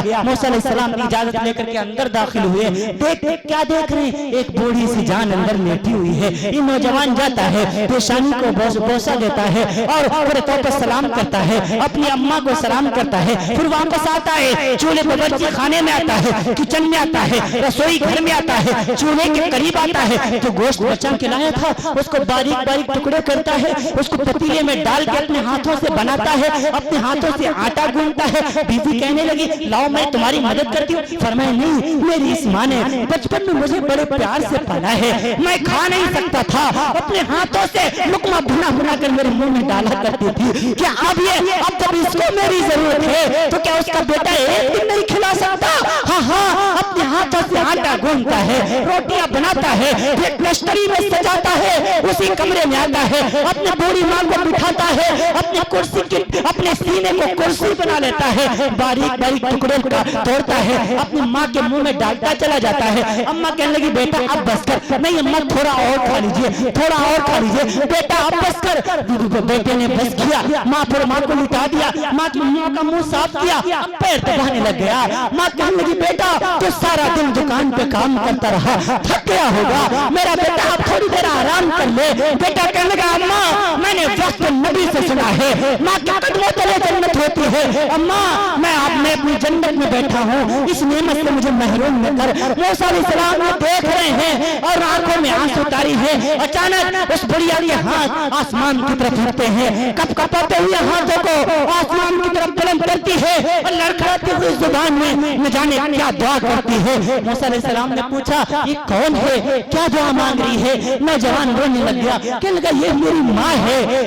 ماں تو مائیں ہوتی ہیں, جب بھی میں اس کی سیوا کرتا ہوں, جب بھی میں اس کے ہاتھ دباتا ہوں, جب بھی میں اس کے پیر دباتا ہوں, جب بھی میں اسے کھانا کھلاتا ہوں, یہ میری ماں یہ آسمان کی طرف اپنے ہاتھوں کو اٹھاتی ہے اور میرے لیے ایک عجیب دعا کرتی ہے. وہ کہتی ہے اللہ میرے اس بچے کو جنت میں موسیٰ کا ساتھی بنا دینا, میرے اس بچے کو جنت میں موسیٰ کا ساتھی بنا دینا. ارے کہاں میں کہاں موسیٰ. موسیٰ علیہ السلام نے دل ہی دل میں کہا اے نوجوان تیرے ماں کی دعاؤں کو رب ذوالجلال نے عرش آدم پر قبول کر لیا ہے اور تجھے جنت میں موسیٰ کا ساتھی بنا دیا ہے. مسلمانوں ماں کی دعائیں بھی رد نہیں ہوتی, ماں کی بد دعائیں بھی رد نہیں ہوتی. ماں کی دعائیں لیا کرو. ہاں اگر ماں ناراض ہے جانا آج ماں کے پیر پکڑ لینا. امی جان آپ مجھ کو معاف فرما دیجئے, اگر امی جان آپ نے مجھے معاف نہ کیا میری نمازیں روک لی جائیں گی, میرے روزے برباد کر دی جائیں گے, میرا حج اور زکات اللہ کے یہاں قبول نہ ہوگا. امی جان مجھے معاف فرما دیجئے. ماں کا دل بڑا نرم ہوتا ہے, مائیں فوراً معاف کر دیا کرتی ہیں. نوجوانوں یہی سیرت کا پیغام ہے, میرے نبی کا پیغام ہے, ماں کی عزت کرو. میرے نبی سے پوچھا گیا قیامت کب آئے گی؟ فرمایا جب ماں کو ستایا جائے گا تو آ جائے گی, جب ماں کو برباد کیا جائے گا تو آ جائے گی. آقا امہ وادنا صدیقہ واقع اباہ وزارت الاسواق فی المساجد وساد القبیلہ فاسقہم وکان زعیم القوم ارجلہم واکرم الرجل مخافت شرہ وزارت القین العينات والمعادف وشربت الخمور ولعن آخر هذه الأمة أولها رواہ الترمذی۔ اللہ کے رسول فرماتے ہیں جب ماں کو بیٹے ڈانٹنے لگ جائیں تو سمجھ لو قیامت قریب ہے، جب بیٹے اپنی ماں کو ڈانٹنے لگ جائیں تو سمجھ لو قیامت قریب ہے۔ جب دور آخری آ جائے گا آقا امہ وادنا صدیق ہو وافتا باہو، بیٹے اپنے دوستوں کو گلے سے لگائیں گے، ماں کو دھکے دینے، بیٹیاں اپنی سہیلیوں کو گلے سے لگائیں گی، ماں کو ڈانٹ دیا کریں گی، بیٹے اپنے دوستوں کو گلے سے لگائیں گے، باپ کو دھکے دیں گے۔ فظاہرت الاصوات فی المساجد، مسجدوں کے اندر شور شرابہ ہونے لگے گا، مسجدوں کے اندر دنیا کی باتیں ہونے لگیں گی، یہ منبر رسول بھی فتنوں کا گھر بن جائیں گے، یہاں سے بھی فتنے کھڑے ہونا شروع ہو جائیں گے۔ آئے مسلمانوں، مسجدوں میں دنیا کی باتیں مت کیا کرو۔ بحر الرائق میں ہے کہ دنیا مسجد کے اندر دنیا کی باتیں کرتا ہے، میدان محشر والے دن اللہ کی عدالت میں کوڑ ہی بن کر کے اٹھایا جائے گا۔ کنز الدقائق میں ہے کہ مسجد میں دنیا کی بات کرنے والے کی ساری نیکیاں برباد کر دی جاتی ہیں۔ ہم اللہ کے گھر میں بیٹھے ہوئے ہیں، اللہ سے بڑا کون جس کی بات مسجد میں کی جائے، اللہ کے گھر میں کی جائے۔ اگر پی ایم کے دربار میں حاضری ہو جائے، بڑی منت سماجت کر کے پی ایم کے ہاں حاضری ہو جائے، اور جب پی ایم ہماری طرف متوجہ ہو، ہمارا منسٹر ہماری طرف متوجہ ہو، تو ہم دوسری باتیں کرنے لگے، کھیتی باڑی کی باتیں کرنے لگے۔ دنیا کا بادشاہ ناراض ہوگا کہ نہیں ہوگا؟ جب دنیا کا بادشاہ یہ پسند نہیں کرتا کہ میری عدالت میں کوئی دوسری بات ہو، تو بادشاہوں کا بادشاہ یہ کیسے پسند کر لے گا کہ اس کی عدالت ہو، اس کا گھر ہو، اس کے گھر میں کسی اور کی بات ہو، کوئی اور بات ہو؟ یہ اللہ کو پسند نہیں ہے۔ تمام مسجدیں اللہ کا گھر ہے، مسجدوں میں اپنے سجدوں سے مسجدوں کو آباد کیجئے، پورے طور پر اپنی ماؤں کی خدمت کیجئے، یہی سیرت کا پیغام ہے۔ رسول پاک کی آمد کا مہینہ ابھی پورے طور پر 2-3 روز قبل گزر گیا۔ رسول پاک کی آمد کی صدقۃ الخیل میں تمام مسلمان بہت دور تک مجھے نظر آ رہے ہیں، سارے کے سارے توبہ کریں، انشاءاللہ آج کے بعد جو زندگی ہوگی وہ ایک مسلمان کی زندگی ہوگی، وہ ایک دائی کی زندگی ہوگی۔ ہم شکلوں سے بھی مسلمان نظر آئیں گے، کوئی انشاءاللہ ہم صورت سے بھی مسلمان نظر آئیں گے، ہم کردار سے بھی مسلمان نظر آئیں گے، ہم اشعار سے بھی مسلمان نظر آئیں گے، ہم محبت کے اعتبار سے بھی، ملی اعتبار سے بھی، سماجی اعتبار سے بھی ہم مسلمان نظر آئیں گے۔ اگر نمازیں چھوٹی ہیں ان نمازوں کو دوبارہ پڑھیں گے۔ اے مسلمانوں، میرے نبی کا آخری پیغام سنو، میری بھی آخری بات سنو۔ نبی جب دنیا سے جانے لگ گیا تو اس کا آخری پیغام یہ تھا، الصلاۃ الصلاۃ الصلاۃ الصلاۃ الصلاۃ الصلاۃ۔ میری امت نماز نہ چھوڑنا، نماز نہ چھوڑنا، نماز نہ چھوڑنا۔ ایمانداری سے بتانا، مرنے والے کی آخری خواہش پوری کی جاتی کہ نہیں کی جاتی؟ مرنے والے کی انتم اچھا پوری کی جاتی کہ نہیں پوری کی جاتی؟ میرے نبی کی آخری خواہش یہ تھی، الصلاۃ الصلاۃ، ساری امت پورے طور پر ساری امت نمازی بن جائے، ساری امت نمازی بن جائے، کوئی امت میں بے نماز نہ رہے۔ ایک اللہ والے نے خواب دیکھا، نبی پاک بیٹھے ہوئے اپنے روضے اطہر میں رو رہے، آنکھ مبارک سوجی ہوئی ہے۔ صبح گئے ایک اللہ والے کے پاس، اللہ والے تعبیر بتا دیجئے، خواب میں نے نبی پاک کو دیکھا ہے، اللہ کے رسول بیٹھے ہوئے ہیں، رو رہے ہیں، آنکھ مبارک سوجی ہوئی ہے، کیا تعبیر ہے؟ اللہ والے نے تعبیر یہ بتائی، میرے نبی پاک نے فرمایا تھا، الصلاۃ قرۃ عینی، قرۃ عینی فی الصلاۃ، نماز میری آنکھ کی ٹھنڈک ہے، نماز نہ پڑھنے سے میری آنکھ کو تکلیف ہوتی ہے۔ امت کے 95% مسلمانوں نے نماز چھوڑ دی، میرا نبی اپنے روزے اطہر میں آنکھیں سجائے بیٹھا ہے۔ اے مسلمانوں، وہ نبی جو ساری زندگی تمہارے لیے روتا رہا، آخری وقت میں فاطمہ کے لیے کچھ نہیں مانگا، رقیہ کے لیے کچھ نہیں مانگا، ام کلثوم کے لیے کچھ نہیں مانگا، جویریہ کے لیے کچھ نہیں مانگا، ام حفصہ کے لیے کچھ نہیں مانگا، رضی اللہ عنہن اجمعین۔ اگر مانگا ہے تو امت کے لیے مانگا ہے، روئے ہیں تو امت کے لیے روئے ہیں، تڑپے ہیں تو امت کے لیے تڑپے ہیں۔ اما عائشہ گواہ ہے، اما فاطمہ گواہ ہے، پھر 6 جون ہے، 632 عیسوی ہے، 12 ربیع الاول ہے، سن 624 عیسوی ہے، پیر کا روز ہے، زوال سے پہلے کا 11:15 کا وقت ہے، میرے نبی کا دنیا سے جانے کا وقت ہے۔ زبان بند ہو گئی، پھر بھی زبان حرکت کرتی ہے، ہونٹ ہل رہے ہیں، لب مبارک ہلکا حرکت کر رہے ہیں، کان میں آواز یہی تھی، اللہم امتی امتی امتی، اے اللہ میری امت میری امت میری امت۔ رحمت میری امت کو معاف فرما دیجئے۔ مسلمانوں، اس نبی رحمت جس کے نام کا تم نے جلسہ سجایا ہے، اس رسول پاک کے طریقے پر اپنی زندگیوں کو گزارو، اس رسول پاک کی سیرت کو اپناؤ، اس رسول پاک کے طریقے کو اپنی زندگیوں میں اتارو۔ ہاں ہاں، اس کے طریقے کو اپنی زندگی کا آئیڈیل اور ماڈل بناؤ، اس رسول پاک کے طریقے پر چلو، انشاءاللہ دنیا میں بھی کامیاب ہو جاؤ گے، آخرت میں بھی کامیاب ہو جاؤ گے۔ یہی سیرت النبی کا پیغام ہے، یہی جلسوں کا پیغام ہے۔ قل ان کنتم تحبون اللہ فاتبعونی یحببکم اللہ ویغفر لکم ذنوبکم۔ اگر تم نبی کی اگر تم نبی کی مانو گے، رسول پاک کی اتباع کرو گے تو کیا ہوگا؟ اللہ تمہارے گناہوں کو معاف فرما دے گا۔ کثیر مجمع ہے اور حدیث پاک میں ہے جب کوئی بندہ اپنے گناہوں سے توبہ کرتا ہے تو التائب من الذنب کمن لا ذنب لہ، وہ ایسا ہو جاتا ہے گویا اس نے کوئی گناہ کیا ہی نہیں تھا۔ ہاں ہاں، سبھی توبہ کرو، اللہ کی بارگاہ میں توبہ کرو، اللہ توبہ کو قبول کرنے والا ہے۔ نمازوں کی پابندی کرو، بہنوں کو ان کا حق دو، بہنوں کو فراموش نہ کرو، بیٹیوں کو ان کا حق دو، بیٹیوں کو فراموش نہ کرو، پڑوسیوں کو ان کا حق دو، پڑوسیوں کو فراموش نہ کرو، ماؤں کا حق ادا کرو، بیوی کا حق ادا کرو، پڑوسیوں کا حق ادا کرو، علماء کا حق اپنی جگہ، بیوی کا حق اپنی جگہ، تمام کے تمام حقوق کی رعایت کرتے ہوئے اپنی زندگیوں کو گزارو۔ رب کریم کی کریم ذات سے امید ہے کہ اللہ تعالیٰ پورے طور پر ہمیں بھی اور آپ کو بھی عام کہنے سننے سے زیادہ عمل کی توفیق نصیب فرمائے گا۔ لیتک تحلو الایام مریضۃ ولیتک ترضى والانعام غضاب ولیت الذی بینی وبینک عامر وبین العالمین خراب۔ اے خدا، جس میں جب تک کہ میرے جان رہے تیرے صدقے تیرے محمود پہ قربان رہے، کچھ رہے یا نہ رہے، پر یہ دعا ہے آمین، سب موت کے وقت سلامت ہم سب کا ایمان رہے۔ وآخر دعوانا الحمدللہ رب العالمین۔